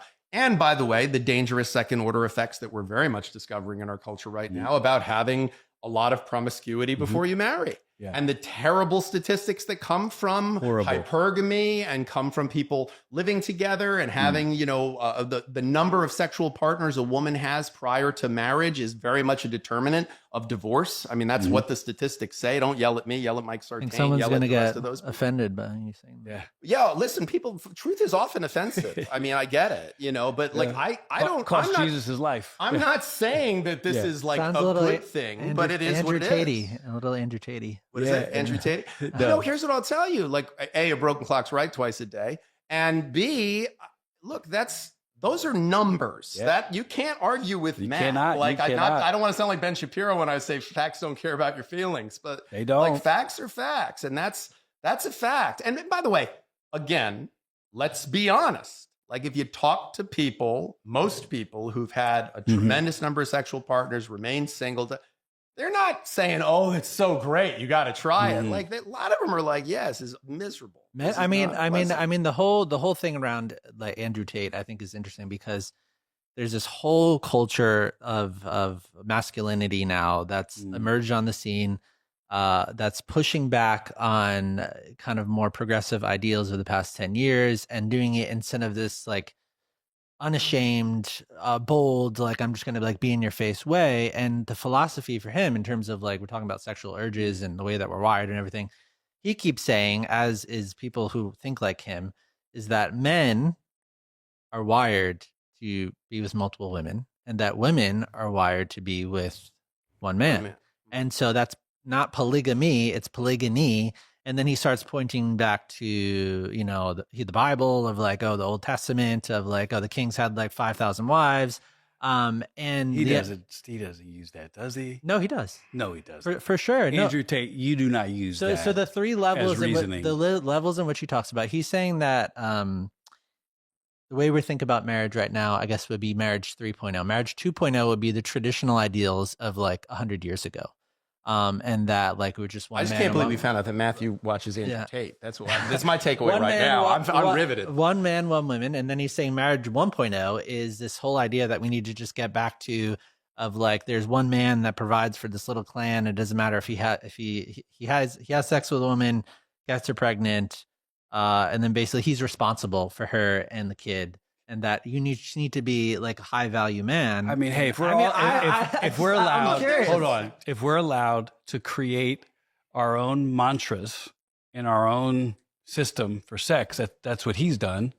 Hey, go for your life. I'm going to stick with you know, kind of what I don't feel like when it comes to the sexual wiring of people. Again, here's the way with my son, I've often said sex is so explosively powerful that God put it in extraordinary confines to make sure that it doesn't do damage where it should do and be a blessing. And that's how it's like, no, you're not going to not have sex with multiple women because it's not going to feel good. It's going to feel awesome. It doesn't mean that it's right and that it's going to be the most resourceful thing for your life. So anything that is explosive, it's always mired in controversy and misinformation. Sex, money, primarily. These are the things that get people tripped up. Why would that be? Because if you get these right, there's a lot of fruit to your life. If you get one of these wrong, there's a lot of damage, a lot of carnage. So when I hear new thinking, and Andrew Tate's that's not new. People have been making up their own definitions to suit what works for them forever. We all do it to a degree. I just know from experience and from what I see God lay out, the way we've talked about it, I think can change drastically. But in the space that I do know this for sure, like when sex is healthy and it's right in a marriage, it is special. It is different. It is beautiful. It is a totally different thing because I feel like that's what it could have, it can easily be said. That's why God created it. So it's an interesting time we live in because we're talking around stuff rather than point right at it. But I still go back to, I'm not a traditionalist, but I do know it's like, okay, if I'm a Christian and I believe that God set up marriage like this and sex like this and it's supposed to work together, that makes a lot of sense. We have made that horribly hard and difficult. And then we start talking about the plan is wrong. I don't think God was wrong. I don't think the original design of sex was wrong. I don't think the original design of why God wanted people to be married was wrong. I think what has been wrong is humanity. And there's grace for that. But at the same time, when we start talking about this structure, I feel like I sometimes want to put my hand up and be like, hey, marriage, the idea of marriage, is not as crazy as we're making it sound. We're just fitting it into our insanity of modern day. And of course it sounds archaic. Of course it sounds weird. Of course it's weird to look at a 25-year-old New York City and say, no, you're going to control every sexual urge you have. You're going to ask God to give you grace to push through it. And you're going to save yourself. Like that stuff does sound insane. But that's kind of why I'm a Christian. But that's also, very well said. And what's interesting is, we come from such different places ideologically, but when my own sons, when they were teenagers, I remember sitting them down and saying to them, because again, from a secular point of view, devoid of an underlying religious narrative, although informed by or infused by, I remember sitting them down and saying, look, there's no such thing as sex without consequences. All sex has consequences. Yeah. Sometimes those consequences are emotional. It changes the bond between people. It changes the power dynamic in a relationship. Sometimes they're real and tangible, pregnancy, STDs, all those kinds of things. But I remember talking to my sons about if you don't ever think that there is such a thing as sex that has no consequences. And one of the things that Carl was just saying when he's talking about, saying to a 25-year-old, yeah, you're going to push through and resist all of those urges. The part that I think there is value in the quote unquote manosphere, red pill space, those kinds of things, is saying you're not just going to do that as an exercise in stoicism, like to prove, like it's like an ice bath, like you're just going to do it to show you can tough it out through that. No, you're not doing an ice bath just so you can be like, hey, I can stay submerged in ice water for look how tough I am. This is going to actually increase my testosterone levels. It's going to help inflammation. There's reasons to do it. There's reasons to do it. There's reasons to be monogamous. There's reasons to be committed to one person fully. There are reasons to not get distracted by other things. They can be faith-based. They can be totally secular and pragmatic.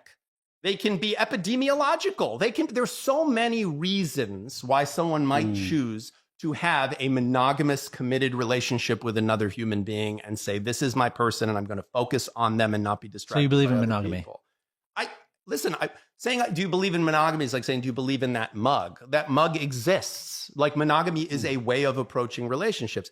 Do I think when I look at the relationship permutations in romantic relationships that there is a better one than monogamy? No, I think monogamy makes sense. And by the way, and I'm not defending Andrew Tate, but I'm agnostic as to Andrew Tate. I've actually not consumed as much of his content as you apparently have.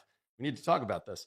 But I have to tell you, like, one of the things that I've heard in the, again, manosphere space, which we cannot deny, is if you have an island with 100 women and one man, and you come back in 5 years, you've got a civilization. If you have an island with 100 men and one woman, and you come back in 5 years, you've got like 99 dead men and one woman and maybe a kid or two. Like, so the reality is that it's not that illogical for someone to say, a woman can be impregnated by one man a year, basically, but a man can impregnate 10 women today if he wants to, if he's motivated enough. Sure. So the reality is there is a biological element to sex. I know that's a terribly heretical thing to say. Let me know. It's not. It's just true. I think hardwiring is a real term. Sure. And I think one of the questions I like to bring up is, what do you want to drive your life? So if my sexual desire gets the steering wheel, I'm definitely not married today. My whole life looks different. And I think that has to be part of the conversation because and that's where it comes back to my faith. So as a Christian, I'm putting my sexual desire down too. I hope I don't have to, but at the end of the day, if it doesn't match this, I can't let this drive my life. And what I hear a lot of without people saying is they don't want to say this, but I'll go, so your feelings are your driving force. Walk that sucker out for me. And I don't want that to be my story. I don't want that to be my life. Other people, I don't judge them for it, but I just say, just be honest. Like, you want to have sex with multiple people. Just say that. You don't have to make it this big fancy thing. No, you feel like that's what's best for you. That's the truth of what's going on. And I think if that's a question everybody has to ask themselves, like, so for me, what do I want my driving force to be? Do I want it to be having sex with whoever I want, whenever I want, to make sure that I'm getting what I need? Or is it going to be something different? Some might say higher, some might say, parallel. But for me, my thing is, all right, I want to know God. I want to continually change, and I want to listen to what he said and what man that can create. Man, I think there could be something special here. I'm broken. My sexuality is an absolute mess, and I don't even understand myself sometimes, but I definitely don't want to be driven by that thing. And that's a difference. So often when I hear people talk and opine about this, I'm going, yeah, I mean, this isn't novel. You want to live a life where your feelings can have more room. I just don't know if that works for me. And I don't know the people that I love when I see them. I don't know if that's working for them. And everyone has to ask themselves that question. Like, what's your primary driving force? Is it how you feel? That's an interesting cliff to be on. Do you believe in open marriages? Again, I'm fuzzy on the whole concept of, do I believe in them? Well, do you think they're useful? Do you think they're helpful? Do you think that works for some people? I have been very candid about the fact that I don't think polyamorous relationships, or if you want to call it ethical non-monogamy or whatever it might be, I think it's a very rare thing that works. But you said in one of the soft white underbelly, you said that you would be fine with delegating sexual responsibilities in marriage to somebody else. Does somebody want to inform my mom who's going to be watching? She doesn't know the soft white belly. Oh, soft white underbelly. It's a show. Yeah. Soft white underbelly, yeah. Everyone keeps throwing it out there like everyone's going to know what that is. underbelly It sounds freaking creepy. When James was on the soft white underbelly most recent episode, or one of the most recent episodes, he spoke with a psychologist, and you were talking about this topic about open marriages, and that if someone decides in a marriage to be like, I am not interested in having sex with you anymore, that you said that you'd be, and correct me if I'm wrong, that you'd be okay if it's like, okay, let me delegate that out to somebody else and have sex with somebody else, because you're saying you don't want to have sex with me anymore. I think there is a relationship permutation.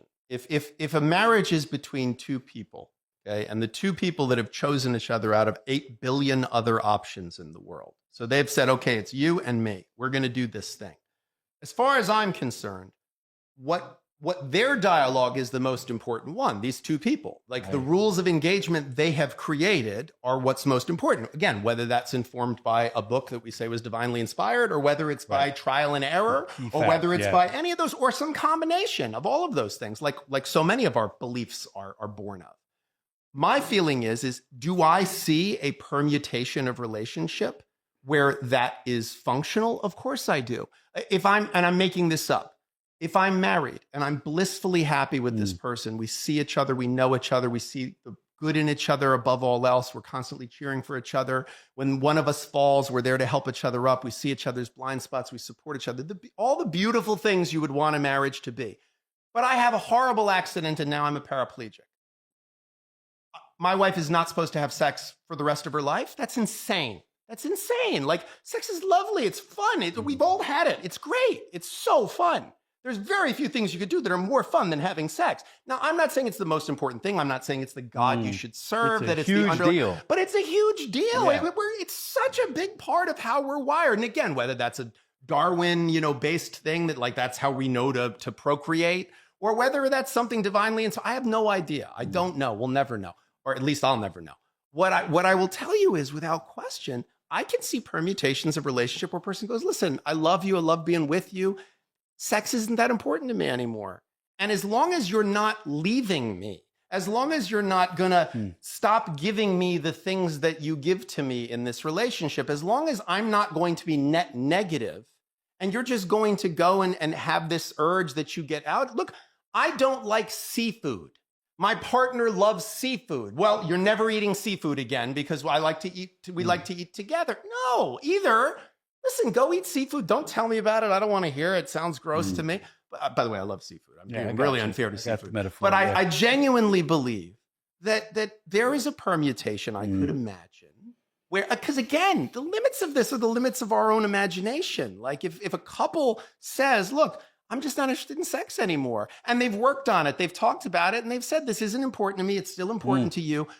You can have sex with other people. Like, I have a lot of gay male friends, and gay men, in my experience, tend to be better at this. Like, they have rules sometimes in relationships where it's like, all right, you can kiss people, but you can't do this. Like, they have discussions about ethical non-monogamy. Part of that, I think, was a function of the fact that many of those relationships were forced to be in the closet for so many years. And because of that, they weren't sort of bound by conventional morality. They kind of could create their own concepts of things.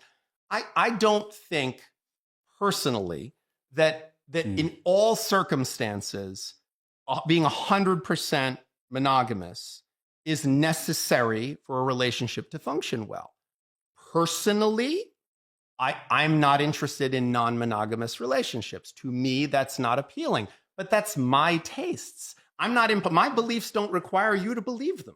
Like, I don't need to impose them upon you. That's how I feel. If we're dating, then we'd have to have that conversation perhaps, but I don't have to. And by the way, if a friend said to me, I really love my wife, but like I have this urge to sleep with other people, I wouldn't say like, oh, don't say that out loud. Or, well, then go, dude, you should go do it. What, are you gonna let her hold you back like that? I would never say that either. I would say like, dude, of course you have that feeling. Everybody has that feeling. Let's talk about it. But like, what do you get versus what we would lose if you slept with somebody else? And like, what is it you really want, you know? And is it worth it? Like, is it worth, like, yeah, I want to eat chocolate cake for lunch today too, but I'm not going to feel good tonight if I do that. And my suits aren't going to fit in a couple of weeks if I do it routinely enough. So like, what do you want more? Like, because that's discipline. Discipline is trading what you want now for what you want most. Well said.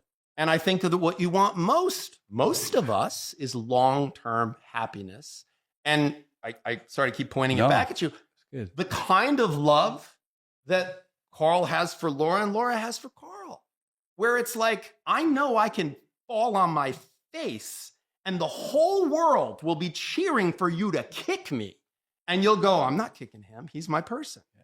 To me, I get choked up. That's beautiful. That's something that is a worthy pursuit. A worthy endeavor. That is something worth doing. And if that is the metaphor for God's love, that's a love I'm interested in. Let me thank you, man.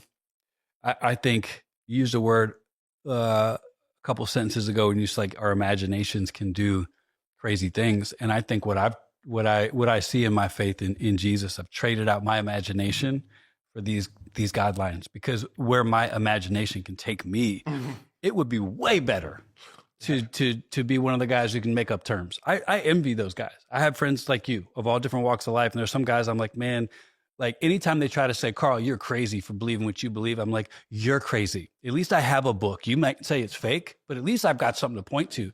You're making all these big decisions based on what?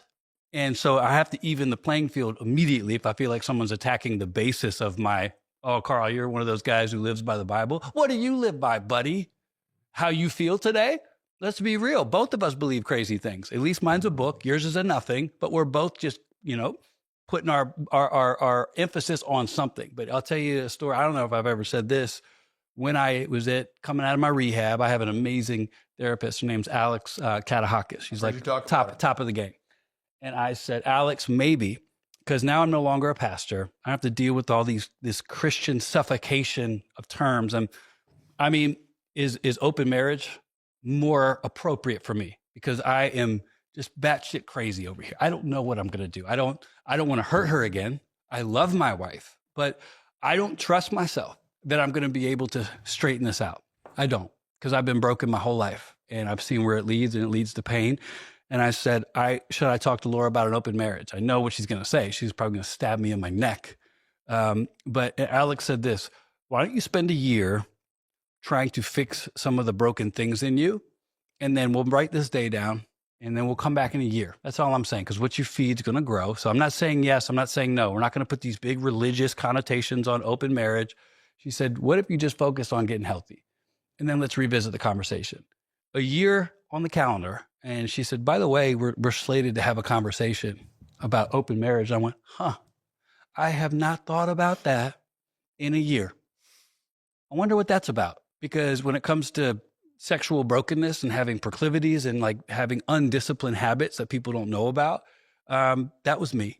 And so all I can speak to is my own personal experience going, okay, I did try to work on this facet of my life to fix some deeply rooted sinful things that were hurting me.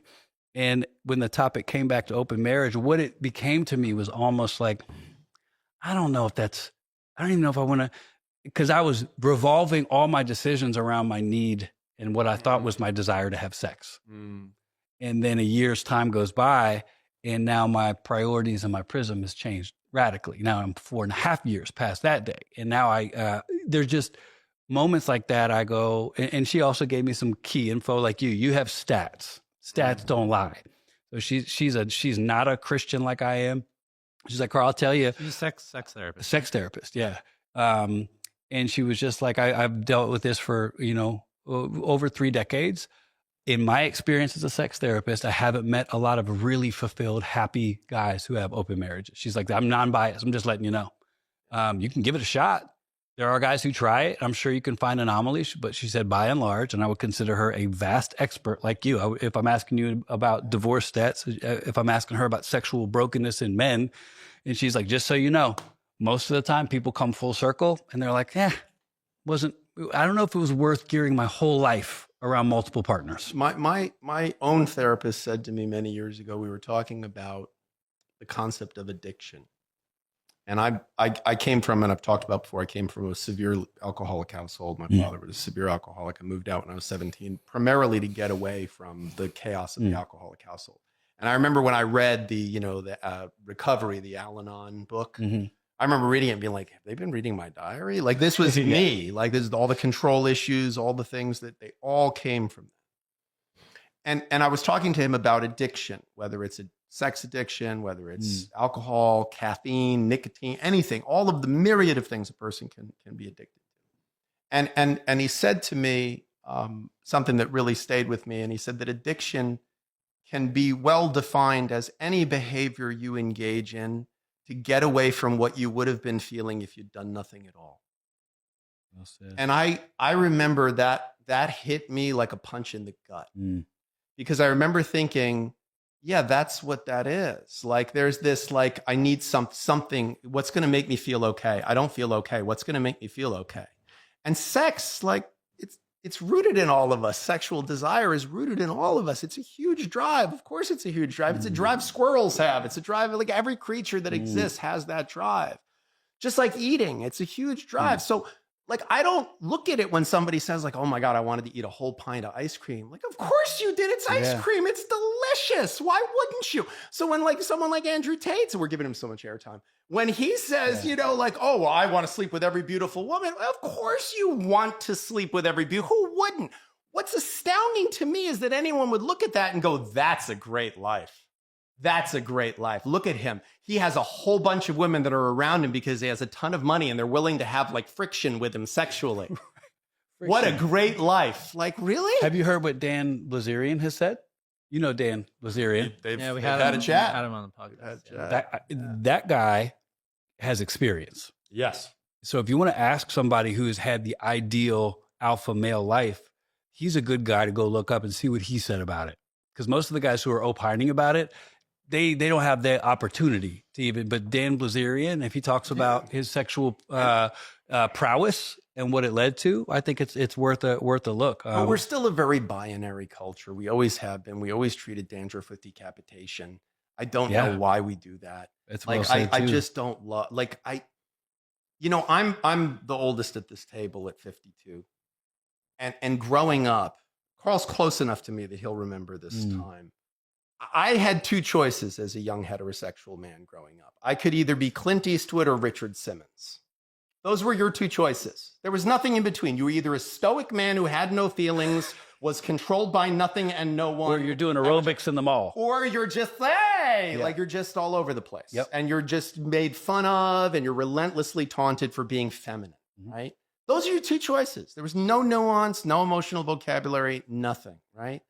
So, if you say to me, who's crazy?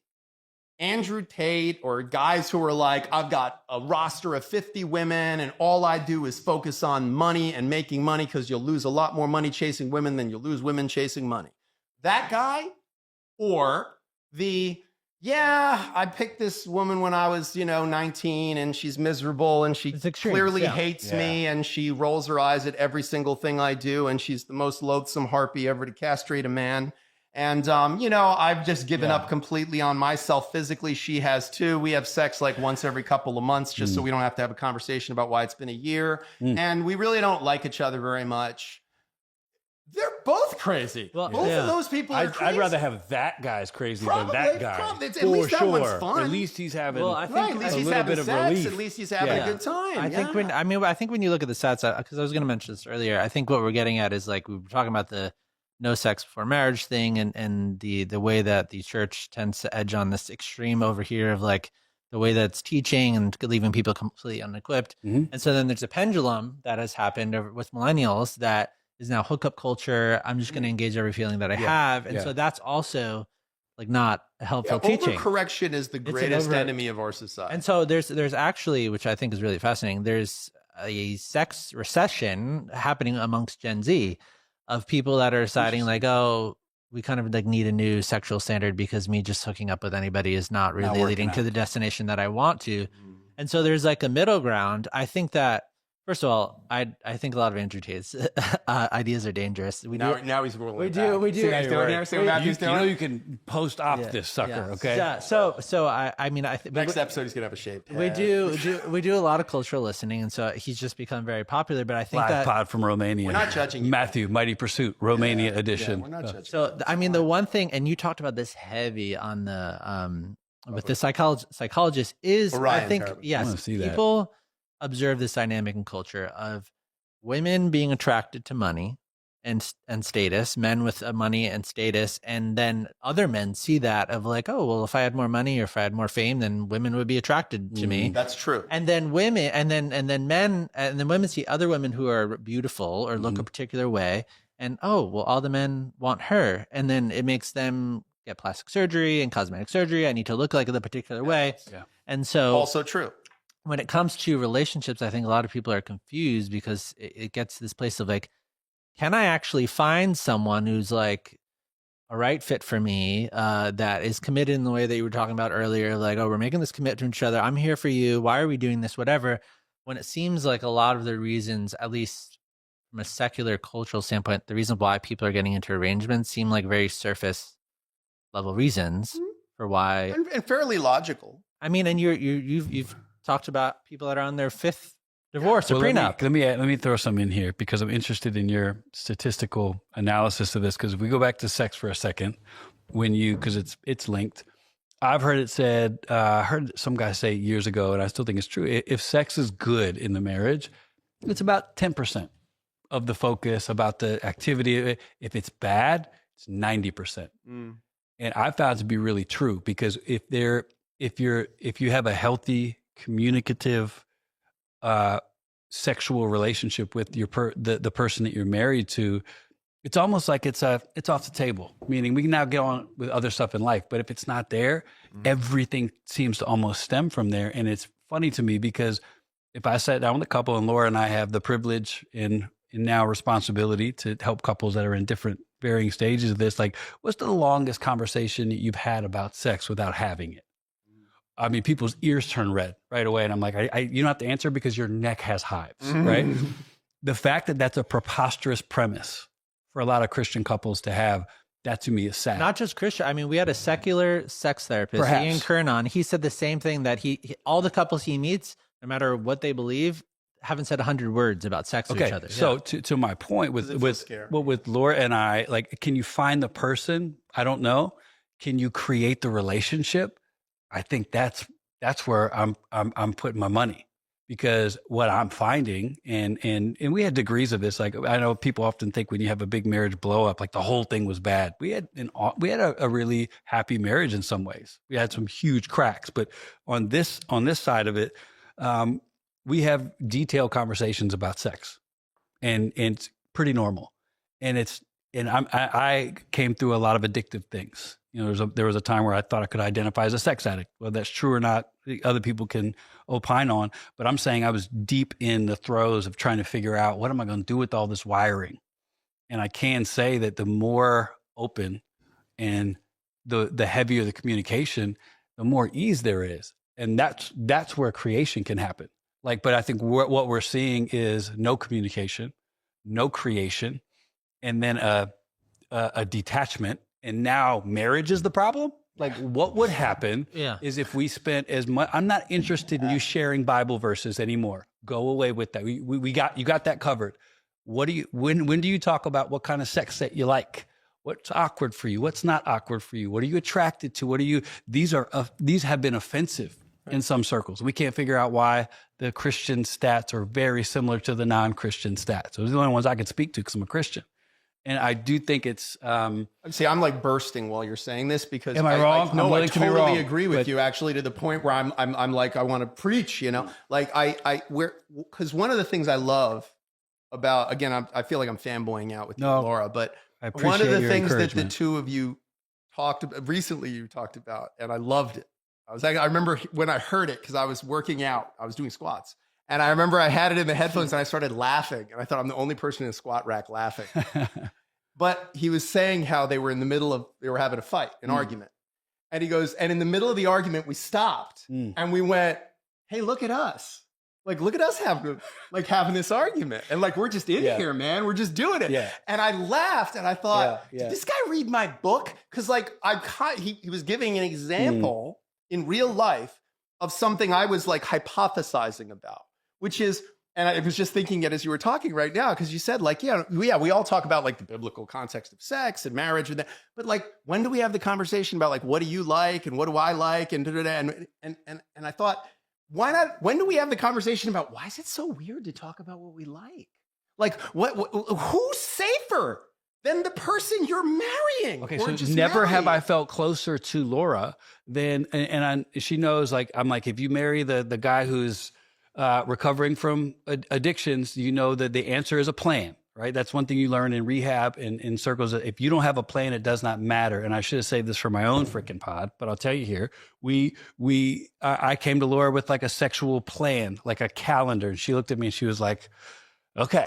And I'm like, let me explain it. Okay. But you can't want to hear that conversation. You can't want me to be a super accountable, planned out, intentional man everywhere else and then just wing it on the sex thing. Won't work with my new brain. So here's my suggestion for a 7-day schedule. And we laughed. We had so much fun with it. Do we stick with it? It was more about, I got to be honest with you. If we're hitting around this number here and the Thursday's user's choice, Mondays, you lead, Wednesdays, I lead, Saturdays, let's see if we feel like it. But the laughter and the rhythm of that, like, cause on Saturdays, like she'll come in, like we have a rule about gray sweatpants. Like, I think that gray sweatpants or flannel PJs are from the devil. I think they've killed more marriages. I'm half joking, but I have a joke with Laura. Like, if I see you in the flannel PJs, you're telling me without telling me tonight we're watching TV. We'll laugh because some night she'll come in. She'll be like, it's Saturday on your schedule. It says flannel PJs. Flannel PJ night. And it's not like it's just there. We're able to talk about what matters and then it's not there anymore. But you're talking about, the part I admire of it is you're talking about how you talk about it. Yeah. It's a conversation about the conversation. One of the things I've always said about people is that you learn how to fight when you're in a fight. Why? It's the worst possible time to learn how to fight is when you're in a fight. That's the worst time. Any other time would be a better time to learn. So like, if you're getting married, why don't you say, hey, listen, right now, we're so into each other. We like each other so much. We're going to get in a fight at some point. Guarantee it. It'd probably be my fault. I'm probably going to say or do something really dumb. I do that sometimes. When we get in that fight, do you need a minute? Are you that person? Like, I need a minute. I need to process this, calm down, and then we can talk about it. Or are you we cannot go to bed angry. We have to talk about this right now because I'm not going to be able to think straight and it's going to fester if we don't talk about it. So we got to talk about it now. Can we have that conversation when we're not in a fight? When we have this abundance of goodwill? Like, do we have to, like, listen, that is a phenomenal conversation they had purely as a function of the fact that he had just gotten out of rehab and was like, okay, everything's just burned to the ground and we need to figure this out. That conversation, I know it was inspired by that. And in that sense, there's some beauty that came from the roses grew from the pile of manure. But I'm telling you, like, what is preventing anyone who's watching this, who's in a relationship, from when it's over, watch the whole thing, obviously, but then when it's over, don't pause and walk away. Sitting down with your partner and saying, hey, like, why is it so weird? Like, why don't we talk about sex more? Like, why don't we do it? And it's so great. And then, but like, I'm sure there's things that we both would like different. Like, how could we talk about it that it would feel safer?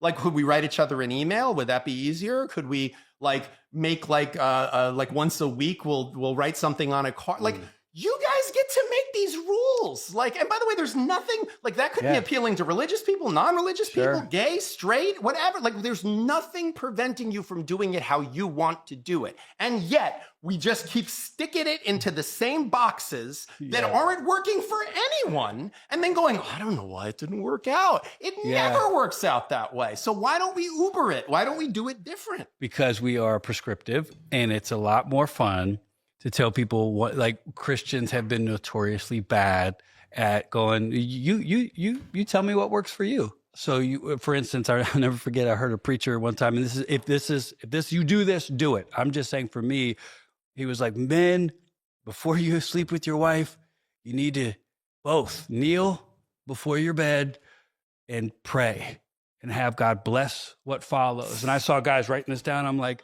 are you out of your mind? The last thing I'm doing, I promise you, when I'm going to have a romantic night with my wife is we're going to pray about it right then. Now, I prayed about it in the morning. That doesn't work for me, right? But I know enough to know that that's okay for him, but we've done a bad job of being able to stretch out that parameter a little bit. Say, hey, at least preacher, just say it works for you. Because if we don't do that, then you start getting these really weird silos of people who are like, I'm praying again, kind of killed the mood again. But that's what Christians do. Christians don't do that. Christians can do a lot of things. There's a lot of different ways, and there's a lot of different rhythms that you can develop. And me and Laura are always working on rhythms. And I promise you, it's when I can't hide a smile, because if you can take the thing that was the most damaging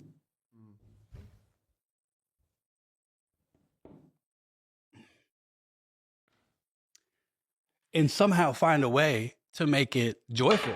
I mean, it would not be unrealistic for Laura to say, I'll be married to you, but I will never touch you again. That would be fair. I told her that. I said, hey, even initially, and she didn't know if she was going to stay with me. I was like, you can divorce me. Just know that I'm going to move next to you wherever you go forever. Like, I'm going to get a little tent outside your house. But it would be fair. The amount of pain I caused her, and a lot of it had to do with infidelity. And there might have been other stuff going on, but why sex is so dangerously powerful is because when it's bad, it's deadly. When it's beautiful, it brings life. But for me and Laura to be at a place where we casually have fun talking about married sexual things, that's a miracle. And that God didn't just snap and do that. No, you gotta work up to that and get to a place where it's a conversation. So now one of our go-to moves with young couples is just to start that conversation early. I know this is going to be awkward for y'all, but so how are the sex conversations going? And there's just a lot of giggling and a lot of like, oh, it's been a year. We haven't really broached that yet. Okay, buddy, might be time. Because that right there, that sex is not everything. It's a great reflection of how you're doing. That's all. It's so interesting to me because I have to tell you, like and I've seen this, I mean, it's only amplified in this conversation, but I've seen it in the listening to the public speaking you've done in the last year or so. I think you'd be so much better of a pastor right now. I gotta tell you, because I have to tell you, I'd listen to this stuff because it's real. Like, you've learned some of these things very personally and in ways that are so real. And you've seen some things, especially in the context of relationship, that people not only don't see, but then if they've seen it, they don't talk about it. Yeah, they're going to talk about it. Because it's so hard. And it's something, by the way, that you and Laura have to have jointly said, we're going to do this together. We're going to both discuss it, because you're sharing her story. And I know that it's fair game because I've heard her sharing it as well. Yeah. And so it's a very open thing. But that openness is exactly what's missing right now. Like it's missing I'd imagine in church, but it's missing in the world, where people are just being more honest with, I mean, look, it's hard enough to navigate yourself. Like, what I like now, what I liked 10 years ago, what I liked 20 years ago, what I liked 30 years ago, it changes. And I don't even always know when it changes. Like, sometimes I just go like, oh, I guess I'm not that into that anymore. Like, sometimes I'll hear a song and I'm like, I'm going to listen to that song 50 times and I'll never get sick. But I just keep hit and repeat on my thing. And then at some point I just stop listening to that song. I'm like, oh, I guess I burned out on that song. But it's not happening consciously, but it's happening all the time. So that's me. I don't even know me that well. And I'm supposed to figure out another person so intimately that they are like my other half and they're the only person I'm ever going to sleep with. I'm supposed to be able to be totally honest with them and candid with them and myself around them. Because if I'm not myself fully around them, then what does their love really mean? It's like what I said earlier, the metaphor I said about the devil, that if the devil's function is to convince us that we're so bad that God couldn't possibly love us, that's how evil happens, right? Is that where the devil says, like, don't worry about it. Go do your thing. That's not you're kind of awful. Did God really say? Yeah. Well, you know what? I remember a great moment for me in my Catholic education was when someone pointed out that the devil never lies in the Bible, ever, not once. He just tells part of the truth. And I remember that hit me hard because I said, oh, that's so interesting, because that is how these things, we just tell ourselves part of the truth. And maybe the key in marriage, in relationship, is because if you're my primary partner, if you're my spouse, if you're my other person, and I don't share with you honestly and openly the parts of myself that are scary to me, that I don't understand, that I'm a little ashamed of, that feel weird to me, that I feel ashamed of, whatever it might be. Can I ever really feel your love? Because you don't love me. You love the character I'm playing. You love, that's like saying like, oh, I love Tom Cruise because I've watched Mission Impossible. No, you love the character on the movie. Like in truth, to feel loved, like it's one of the appeals, I think, of Christianity, is the idea that like God's love is unconditional. Like it will never, there's no sin you could engage in that if you're sorry and you accept God into your heart, that you're not going to be loved by God. That God's love is infinite for you and limitless. Yeah. To me, what if you can't share openly with your partner the parts of yourself that you're ashamed of, you're afraid of, I think your marriage has no chance whatsoever. Do you see that? Do you? I'm sorry, brother. No, I was just gonna say that I feel like there's another elephant in the room, and the elephant in the room is that I don't think a lot of people listening, feel like they could find somebody that they could share that with. I mean, even what you were describing about, like, I feel like you got to create it. I'm not sure those people exist when you find it. I don't think you just find it. Like, I think it like has in a 5 mile radius of your house. Yeah, but you or it happened to be in your class at college. But you called on another podcast. You called love an economy, and so if love is an economy, then I love even the tone of your voice when you say that. So it's so like trying to make it dismissive, like, oh, it's an economy. Like, no, I think it's true. I think it's true because it's like an economy is value given and value received. No, but part of the reason why I feel like you talking about the legal aspect of it is like, is this woman just coming after me because of my money, and I don't want to give her all my assets and merge myself legally. Sure. And so people's intentions are sometimes not pure when they enter into relationships. And one of our recent guests was a relationship expert who's blown up, Jillian Turecki. And I asked her why she thinks 50% of marriages end in divorce. And she was saying because she thinks people don't select well. And I think people don't select well in the sense that they don't have the conversations. It was almost like exactly what you were saying about conversations. What do we believe spiritually? What do we believe about kids? What do we believe about this stuff? I got something to say about that. And then, it has to do with the litter. I go on these dating apps, I go on Hinge, I go on Tinder, and the selection of people, it seems like what they want is shallow, or their intentions aren't pure, or what do they really want out of me? Well, I'm fuzzy on what constitutes a pure intention and doesn't, because it's the same problem. I need a buzzer. Next time we do this, I need a buzzer. Okay. So or like a flag. No, but you were bursting. I want to hear. No, well, I'm just saying. Here's where something in me pushes back on that, because like who my wife is today at 46. She didn't show up on paper like that, nor did I. And I feel like when we put like that, whoever said that, like we're picking wrong. What are you talking about? Like, how can you pick who's going to be great year 20 when you have a mental breakdown? So you don't think that there's wrong fits? Hold on. How do you pick who's going to be there when your daughter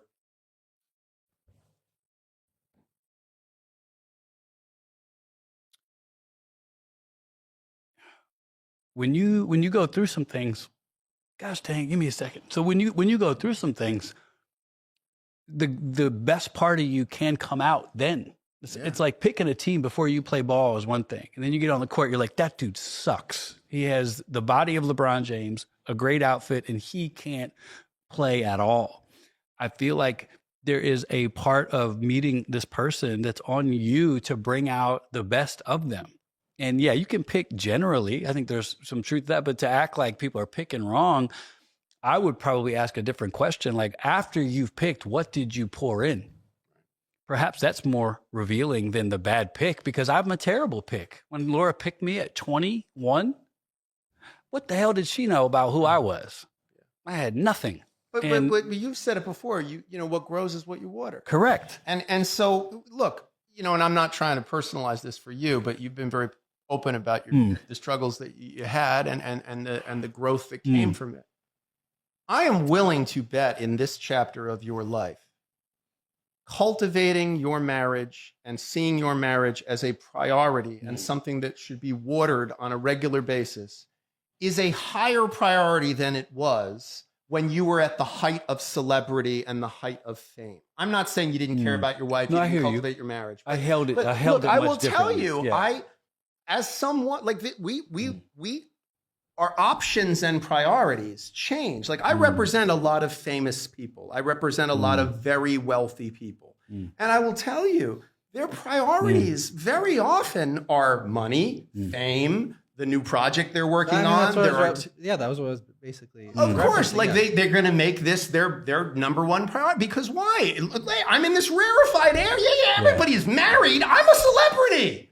Like I'm hanging out with the coolest people. I'm in demand. I'm writing books. I'm doing things. People buy tickets to see me talk. And you want me to sit around and be like, so how are you feeling today, babe? Everything's good? What the kids do today? You want that to be my priority? Are you crazy? This is a chance. I got to take this. And by the way, then I'm going to get a bunch of fruit and we'll all share it together. And so it's good for you too. We're doing this for you, babe. That's what I'm doing. Like, come on. I get it. So real, so human, so true. But I totally agree with Carl that when you're in that early phase, that like early marriage, because again, when you said like, well, I'm not, at 46, Laura and I aren't who we were when we met. Well, I hope not. Yeah. Like, I hope you're not at 46 who you were when you were 20 or 30 or 40. Yeah. And by the way, I hope that when you're 55, you're going to be like, I hope you're constantly growing, evolving, changing in positive ways. But I mean, fundamentally to suggest that there isn't some tremendous value in saying early on in a relationship, we've got to be in constant, we got to keep our eye on this ball. Yeah. Got to. I think there's a better template, Jim. I don't know. I'm not going to, I want to speak for you, but I feel like on this one, it's the same language. Like I'm less concerned about make a good pick, but what's the template after you've picked? That to me tells a greater story than, because to a degree, you're picking a person and I was fighting a wave of emotion just thinking about the stuff you go through as a married couple. And, when we've been through tough times, like who has arisen in those moments in my wife, it's like, I just feel like you have to have, maybe we can do a better job of giving people a template, like communication early, like talking about some stuff that, why wait until post-apocalyptic infidelity to start getting real and transparent? I didn't have an option. So I'm not going to, that was my path. It didn't have to be like that. It was. So we're here now. Couldn't be happier. And it's like, you don't have to go through life-threatening, marriage-altering, trauma-producing for your children vibes to get to a place of clarity. You can just start with a conversation. Right. And I think that to me it's more trendy to talk about picking. That sounds cool. As a relationship expert, I can see where there's a lot of viral ground to be taken there when it comes to. But I can teach you how to do it, and here's what to look for, and here's what's not. But I do think that there are people, if you pick them, and you're not, if you're one of those people and you're not in a place to be in a relationship, I'm just going to be in a relationship, and then be in a codependent relationship. No, there's and then red flags for sure. And there are red flags. There's some basics. Of course. To suggest that like, oh yeah, you just throw a dart, and whoever you get, you're going to water that seed and it'll all work out. That's crazy. No one would say that. No. But again, it's like dandruff and decapitation. Like I like that. I don't think it has to be like it's who you pick, so pick careful, or it's, well, whatever you cultivate is going to turn into the thing that you're going to. No, you're not going to turn a watermelon seed into a pumpkin. That's not how watermelon seeds develop, no matter how you take care of them. Yeah. But I think you do have to say to yourself, look, there's parts of this that I can do something. It's too easy to say, well, that's just how things are. Because it takes all culpability. Yeah. It's one of the reasons why I always had a problem with the concept of the devil. Because it was just too easy. It was just too easy to be like, I was the devil who did that. Like, it's like, oh, the devil. Like, it just, the whole concept. And again, I don't want to go too off track on this, but like my issues with religious thought have always been like that, oh, God cured my cancer. Right. The cancer God gave you. God gave you cancer, then he cured your cancer, but you're only giving him, credit for the part that was fun, that was good, that was positive. He didn't give you, he gave me cancer. So I don't get the logic of my partner, I picked my partner well, or I picked my partner poorly, or it's purely in the cultivation of what it is that I did. I think that's an oversimplification. It would be better to say, there's nuance to this. There's elements to this. Like what is good? What is bad? What is the work of God? What is the work of the devil? All of this is a function of, look, there's this totality and you don't always know. Like so much of what I know for sure, it would be easy to say, I wish I made none of the mistakes I made, right? If I'm Carl, I would say about my own life, I wish I'd never made any of the mistakes that I made in life. I wouldn't be who I am, where I am, if I hadn't made those mistakes. And I learned so much from those mistakes. And the pain that any mistake I've ever made caused someone else, I am profoundly sorry for, and it's hard for me. And I don't like to look at it because I know I didn't ever want to hurt anybody who I've hurt. But I also love where I am, who I am.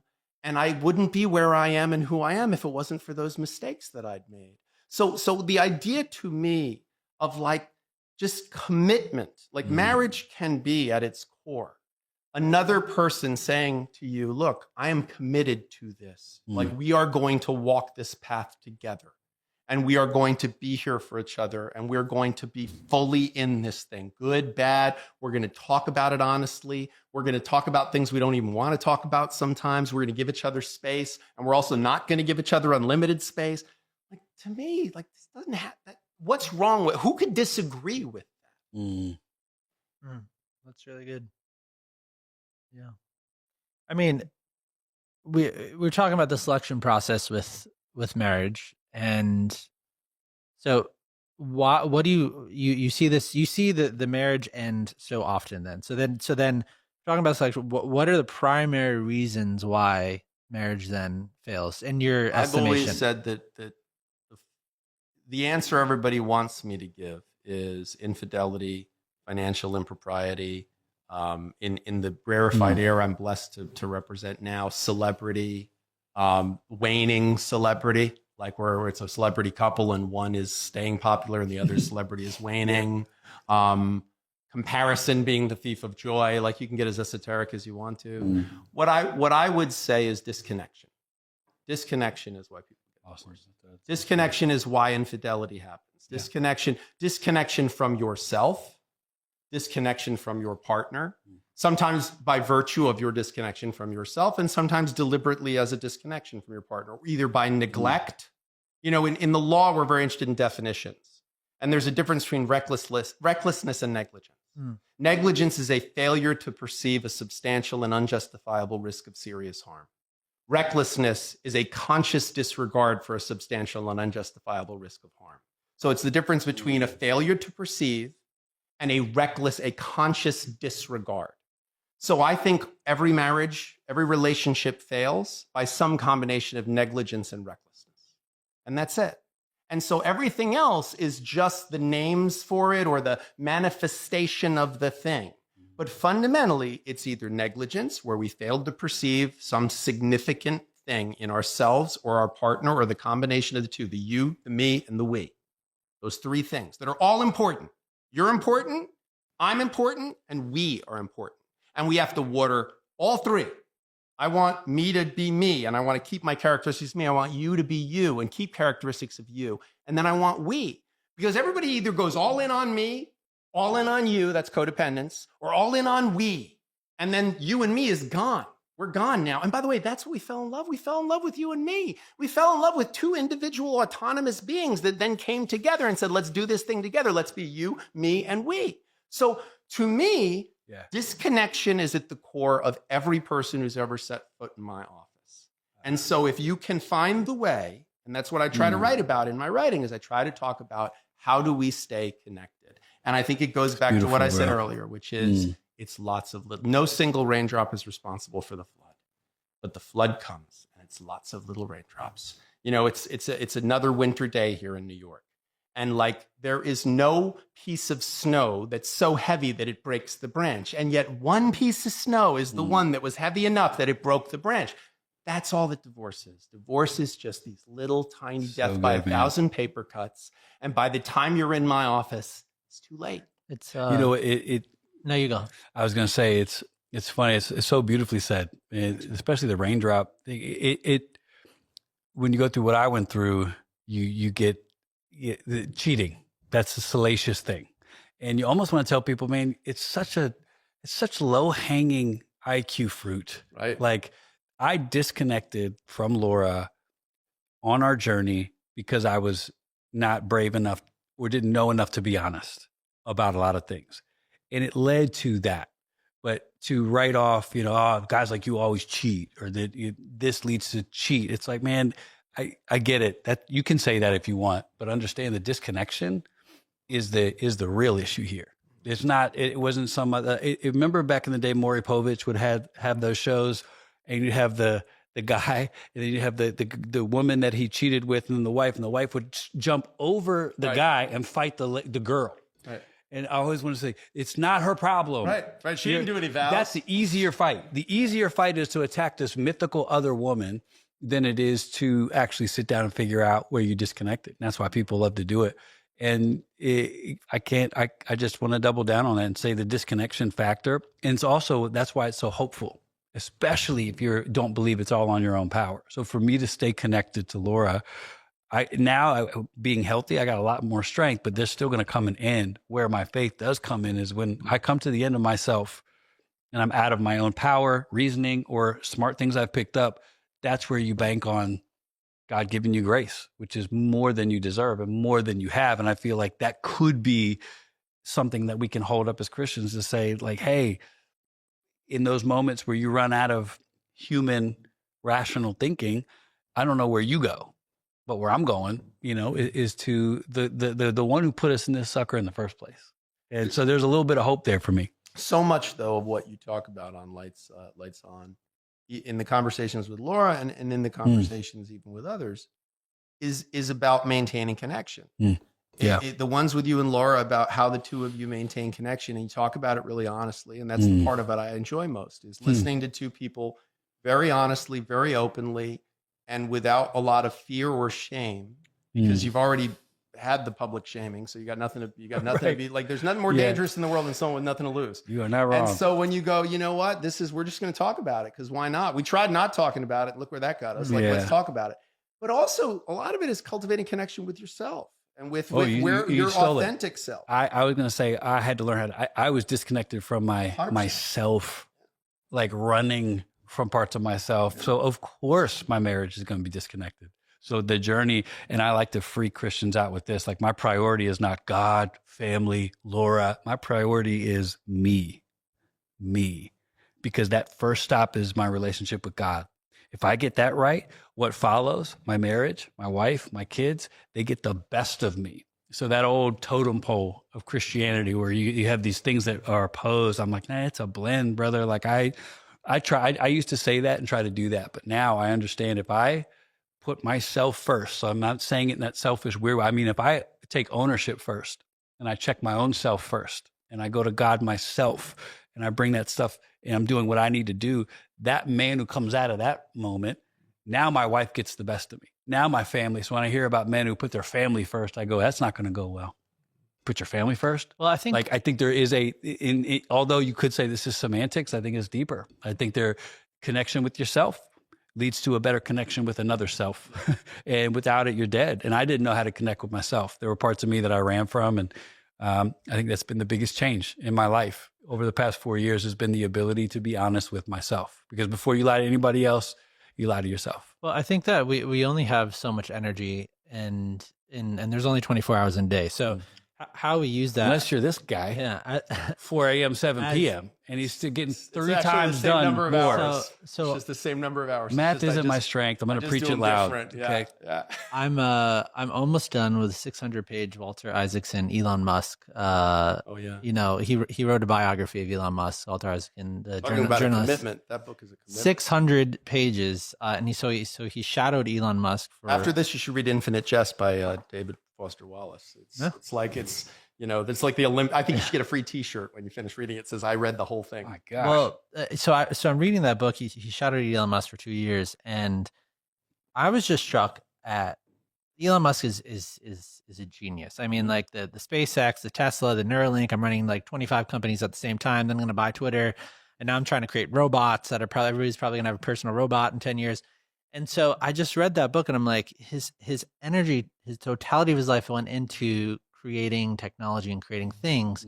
But then all of these other areas of his life just completely failed. And so like, it's just over and over and over and over again. Like his relationships and his marriages and his relationship to his own emotional health and mental health and his physical health. And it's like, that's really what I'm getting at, is that like, if we only have so much energy and there's only so much time in a day, It's an astute point. how you spend that time is going to matter. And so it's almost impossible. It's not even a judgmental statement for him. It's almost impossible for him to be in a marriage or relationship with everything with demanding of his time. Like it's literally impossible for you to have a normal I talked relationship. to a guy who you both would know, big time public speaker dude. He was in New York, and we had a lunch one time, and I said, "Hey, how's it going with your wife? Like, how does she keep up with your pace?" He goes, "She knows. The moment she can't, she's done." They were divorced 2 years later. I was going to say I might have done that divorce. He's still wildly successful. With that, literally without hesitation, he goes, "What do you mean keep up? Like, she knows. Either she stays on the page or I'll find somebody else." And I went, "Okay, so we have different values. You know, we'll continue to eat our food." But it was striking to me that it just depends on what matters to somebody. So Elon Musk, I read what his daughter just tweeted. I found out I had a sibling on Reddit again. That's a bummer. So Number 13, yeah. correct. So and that's not a judgment. This just happened. And it's quite obvious that Elon's focus has been on things that are of weighty matters. But there's going to be carnage somewhere. He's So created amazing things. you're going to lose something somewhere. Yeah, I mean, look, we're all. One of my mentors at NYU was Neil Postman, and he wrote a number of great books, Amusing Ourselves to Death, The Disappearance of Childhood. But his last book that he wrote was a book called The End of Education. And it was a play on words in the sense that what he was saying is education is a means to an end. So what's it a means towards? Like, what's the end point? What's the purpose of education? Like the Germans, for a period of time, educated children so they could grow up to be good Nazis.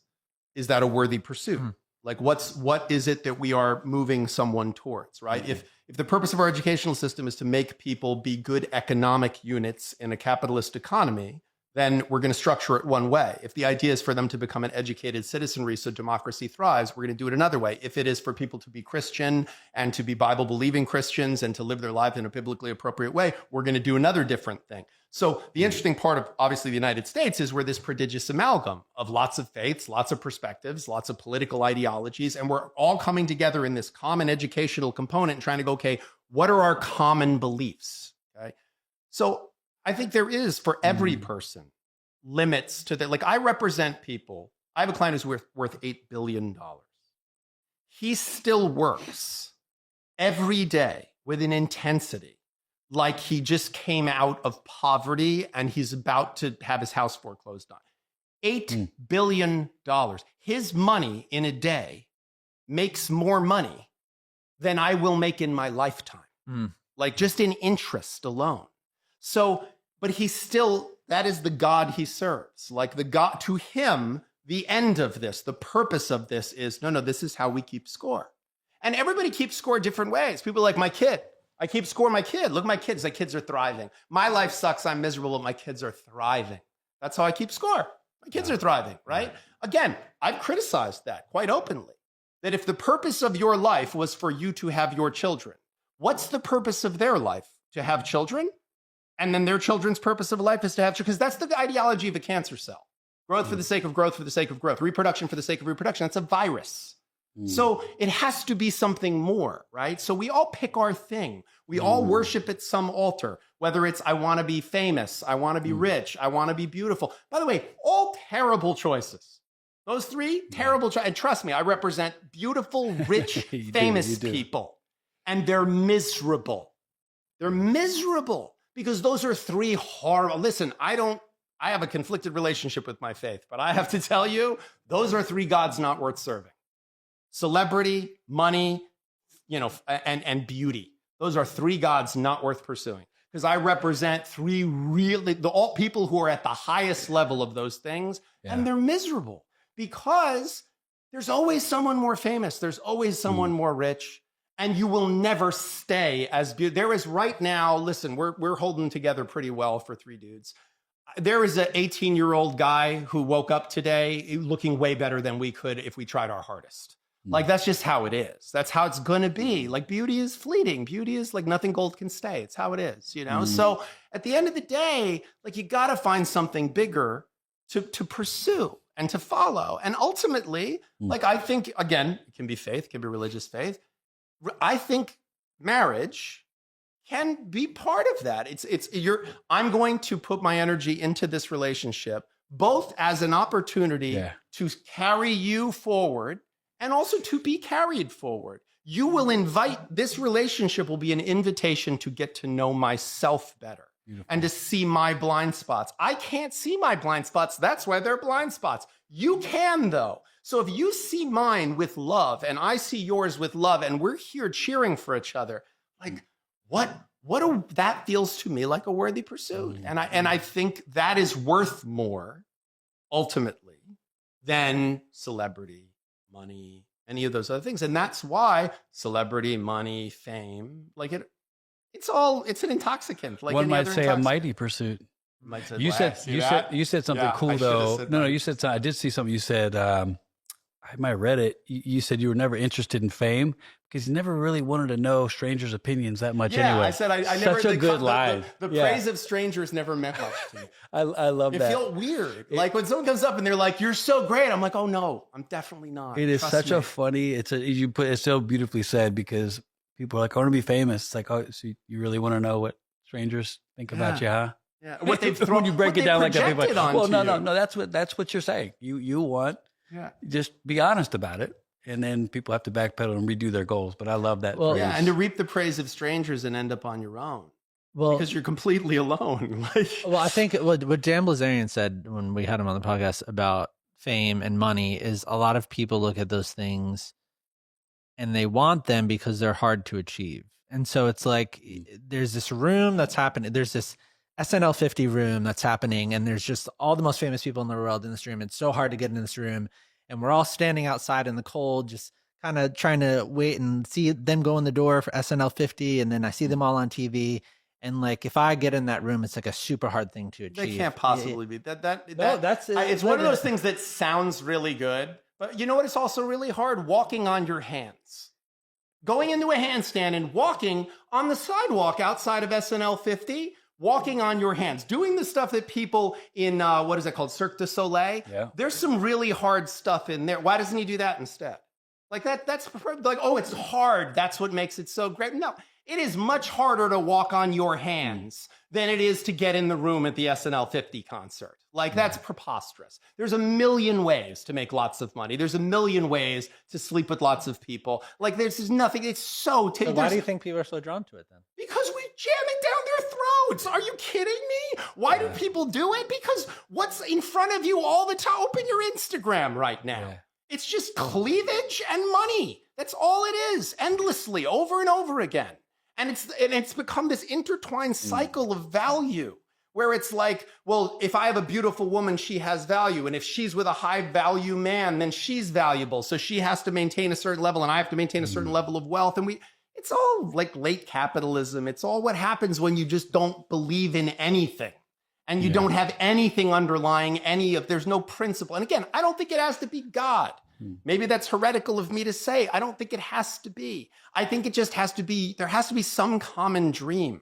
There has to be some thing that brings us all together, something bigger than the self. Like we have spent, since I grew up, since the 70s and 80s, everything was the self-esteem curriculum.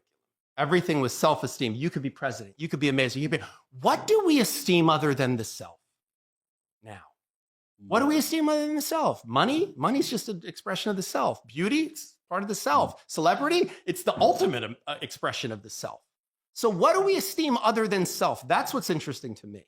In your culture, whatever culture it is, when you say you have self-esteem, of course you have self-esteem. Of course I like me. What a shocking thing to say, how controversial that you like yourself. That's like saying, I think my kid is cute. It's not shocking that you think your kid is cute. What's interesting to me is, what do you esteem other than self? It's beautiful. I was thinking about you in this pot. Like what you've achieved is really special, and you didn't have the normal aim. Like I don't think you set out to have a podcast that has the type of people you've had on. And I just think it's cool. I think it's a testament to your heart in relation to that topic. Like the people who do end up making a difference, often it wasn't necessarily their their aim. And I found that as a podcaster myself now, like it's annoying to hear like, well, if we talk about this, it's going to get this result. And I'm like, man, I'd rather have a podcast of 4 that I talk about what matters than if you say it like this, or if the thumbnail looks like that, or like, what are we saying? We're saying if enough people acknowledge that this is cool, then it's cool. Despise it. And it seems like we can't stop it in culture. Like I told my kids, I hated them getting on Instagram. Obviously we can't stop it, but it's like, man, if you put up something you like and it doesn't get a lot of likes, I'm going to fail you as a dad if it really wrecks your day. So please let me walk that journey with you. Like I want to have the kids that are like, I got 2, like Jaden Smith, Will Smith's son, right? I'm sure Will Smith has a bunch of different ideologies, whatever, but his son showed up to the Grammys with a house on his face. See, Will did something right. Like there's something to be said about people who are willing to be different and not be liked. And I think that is when you said, why do so many people love it? We have fooled people into thinking that the currency of importance is approval. Like how could that be? How are we still feeding on that main line? Like I'm a success today. If I post a clip that has a certain amount of views on it, now my podcast matters. Lord Jesus. There's a great line from Rick and Morty where the theologians of Rick and Morty, where Rick, he says or does something that's honest but controversial and everyone's booing. And he says, your boos don't mean anything to me. I've seen what you people cheer for. And I have to tell you, like, I felt that when I heard it. Like, it's a cartoon, but I felt that because I thought, yeah, like what the crap, like if you want to conduct the orchestra, you got to turn your back on the audience. Like if you want to do something beautiful, you have to do something different very often, and you have to do it in a very unafraid way. And sometimes by trying to like, well, what box does your show fit into? I was saying to someone, I'm like, oh yeah, I'm gonna sit down with Carl Lentz, and they're like, oh, like what is it? I said, well, he has this very interesting show I've actually been listening to anyway. And they said, what's the show about? I'm like, oh, it's about all kinds of stuff. They're like, but is it like a Jesus thing, or is it like his like rise and fall, or is it? I'm like, it's like all of that and none of it. And that's why I like it, because it's like I don't know what box to put it in. I have no idea. All I know is that I'm like, ooh, like today that really hit. Like that resonates with me. What's going on in that conversation he's having about this relationship, or oh, this conversation he's actually having about religious issues. Like that's interesting to me. And so to me, like I think when you're not afraid to have a house on your head.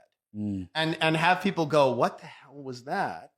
Like, I think there's a lot of value in that. And to tie that to marriage, like why not like just have a marriage where you put a house on your head every once in a while? Like if you and your spouse are like, you know what, all that matters here is that the two of us feel good. Like, are you good? Yeah. Like Am I good? Yeah. Right. Like I love us, And like one of the things I like about listening to Carl and Laura is that like, and again, man, I don't watch the rise and fall of people without much interest, because it doesn't do much for me when I see people. I mean, I'm always happy from cheering for people, but when I see people falling down, I'm never happy to see people falling down. I've met a lot of my celebrities, like I've met a lot of celebrities in my office, and I take no joy in meeting them. Like I don't want to meet them. When they're like, oh, it's nice to meet you. I'm like, no, it's not. Like, you don't want to meet me professionally. Like that's not a thing anybody wants.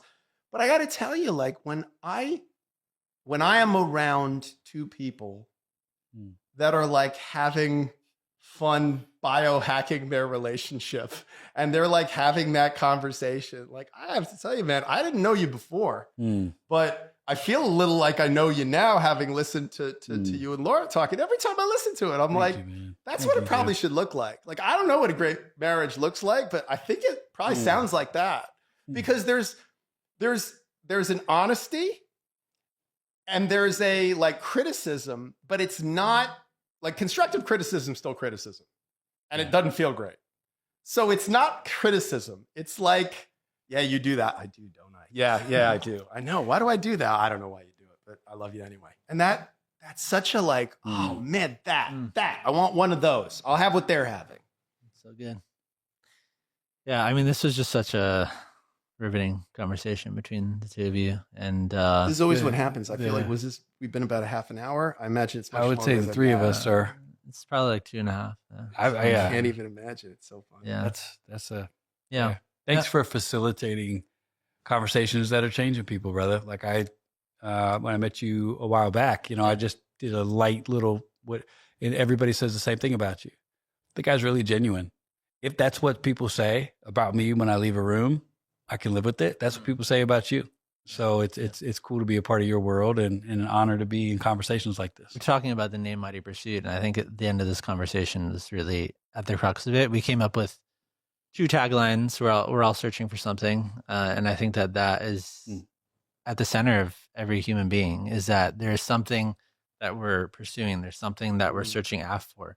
And that's what you were just talking about at the end. And then the second thing, in terms of making sense of the human experience, I think in terms of making sense of our mind and our body and our spirituality and why we're here. And this conversation of marriage is a microcosm of that statement and making sense of the human experience. Everybody's trying to make sense of marriage.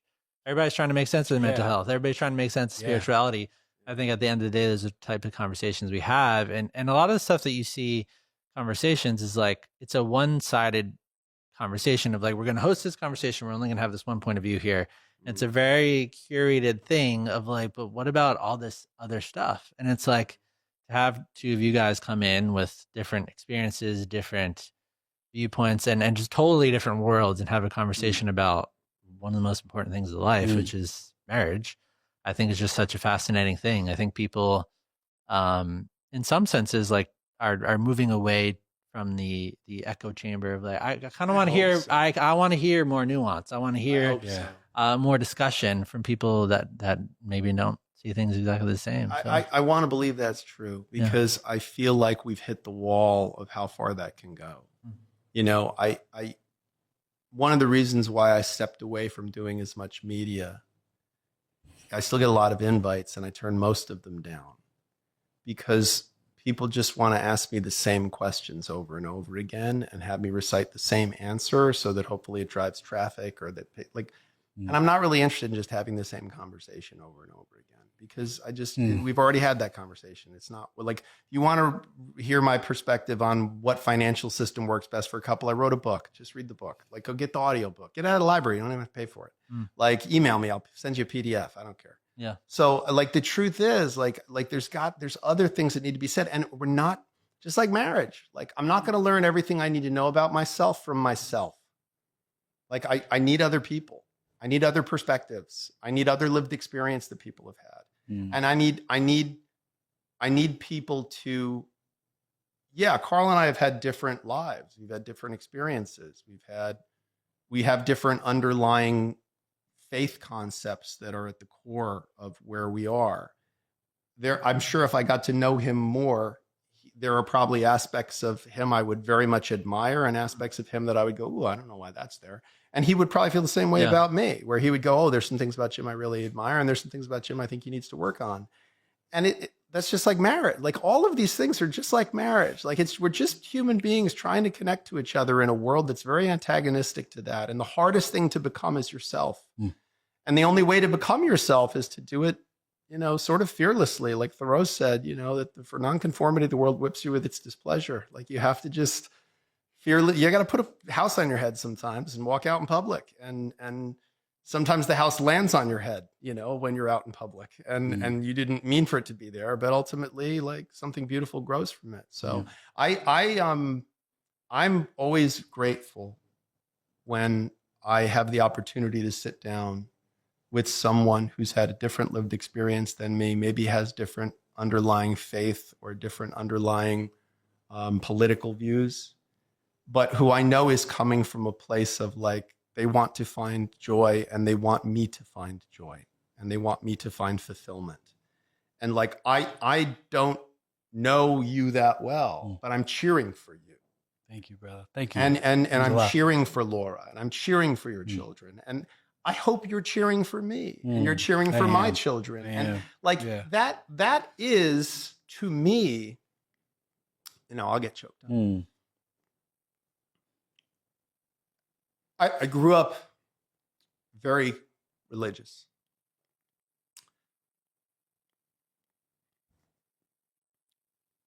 And my mother struggled terribly with cancer my whole life. And it ultimately took her from us only about 9 years ago. But from the time I was about 7, I got told every couple of years, your mom has 6 months to live, over and over again. And that has a profound impact on someone. And it ultimately created the person that I am. I think I find endings very, very familiar because everything was always ending. It maybe was a good segue to becoming a divorce lawyer. But the passage in the Bible, you would probably know chapter and verse, but that still to this day, when I think about it or read it, makes me well up, is, and I'm going to butcher this, so I apologize, talking to a pastor about scripture, but Jesus on the cross, and he says to his mother and to who is with him, it's his like, there's a couple guys down okay, there. but he says, mother, behold your son, son, Yeah. behold your mother. And I always took that passage as like this very beautiful sentiment about we can give to each other the things that it feels like we're losing. Like she was losing her son. Wow. And he was saying to her, no, he's your son now. He can be your son. And he was saying to him, hey, that's your mother now, you know? And to me, there is something so profoundly, like these are not tears of sadness. They're really tears of like, I think that's the most beautiful thing when people just say to each other like, hey, like I'm with you. Yeah. I don't know you, but I'm with want you to do I'm well. cheering for you. Like, because and the feeling that like, we're not alone. Like we feel alone so much of the time. And I think fundamentally, like whatever we believe, whether we're married, we're not married, gay, straight, whatever, like fundamentally, like we're just trying to figure this out. And it's so scary. And we have these brains for some reason that make it really hard to just like swallow whatever we're told, you know, and we have to figure out ways to like test it. And 90% of the time we're questioning it, even if it's something that doesn't need to be questioned. Like we overthink everything, at least I know I do. Like, and there's something so, to me, profound about the idea that like, we can just be for each other the voice that we need and the connection that we need. And to me, that's the most powerful and moving thing. And conversations like this are A, an opportunity to cultivate that, and B, to model it. Because there's nothing preventing three men from Sharing. Like just sitting down Sharing. together, the three of you, and going like, dude, I'm trying to figure it out. Yeah. I am too. Like this part's hard. Yeah, really? I don't find that part hard. I find this other part hard. Like, and why not? Like, why not that? Like, that's at least as interesting, if not more, than being like, I've slept with 37 women and I own 14 cars. Like, it's way more interesting than that. Anyway. Beautiful. Can't think of a better way to Me neither. close it out. Thank you Thank so you, much. brother. Hey, man, no. Special. Pleasure. Yeah.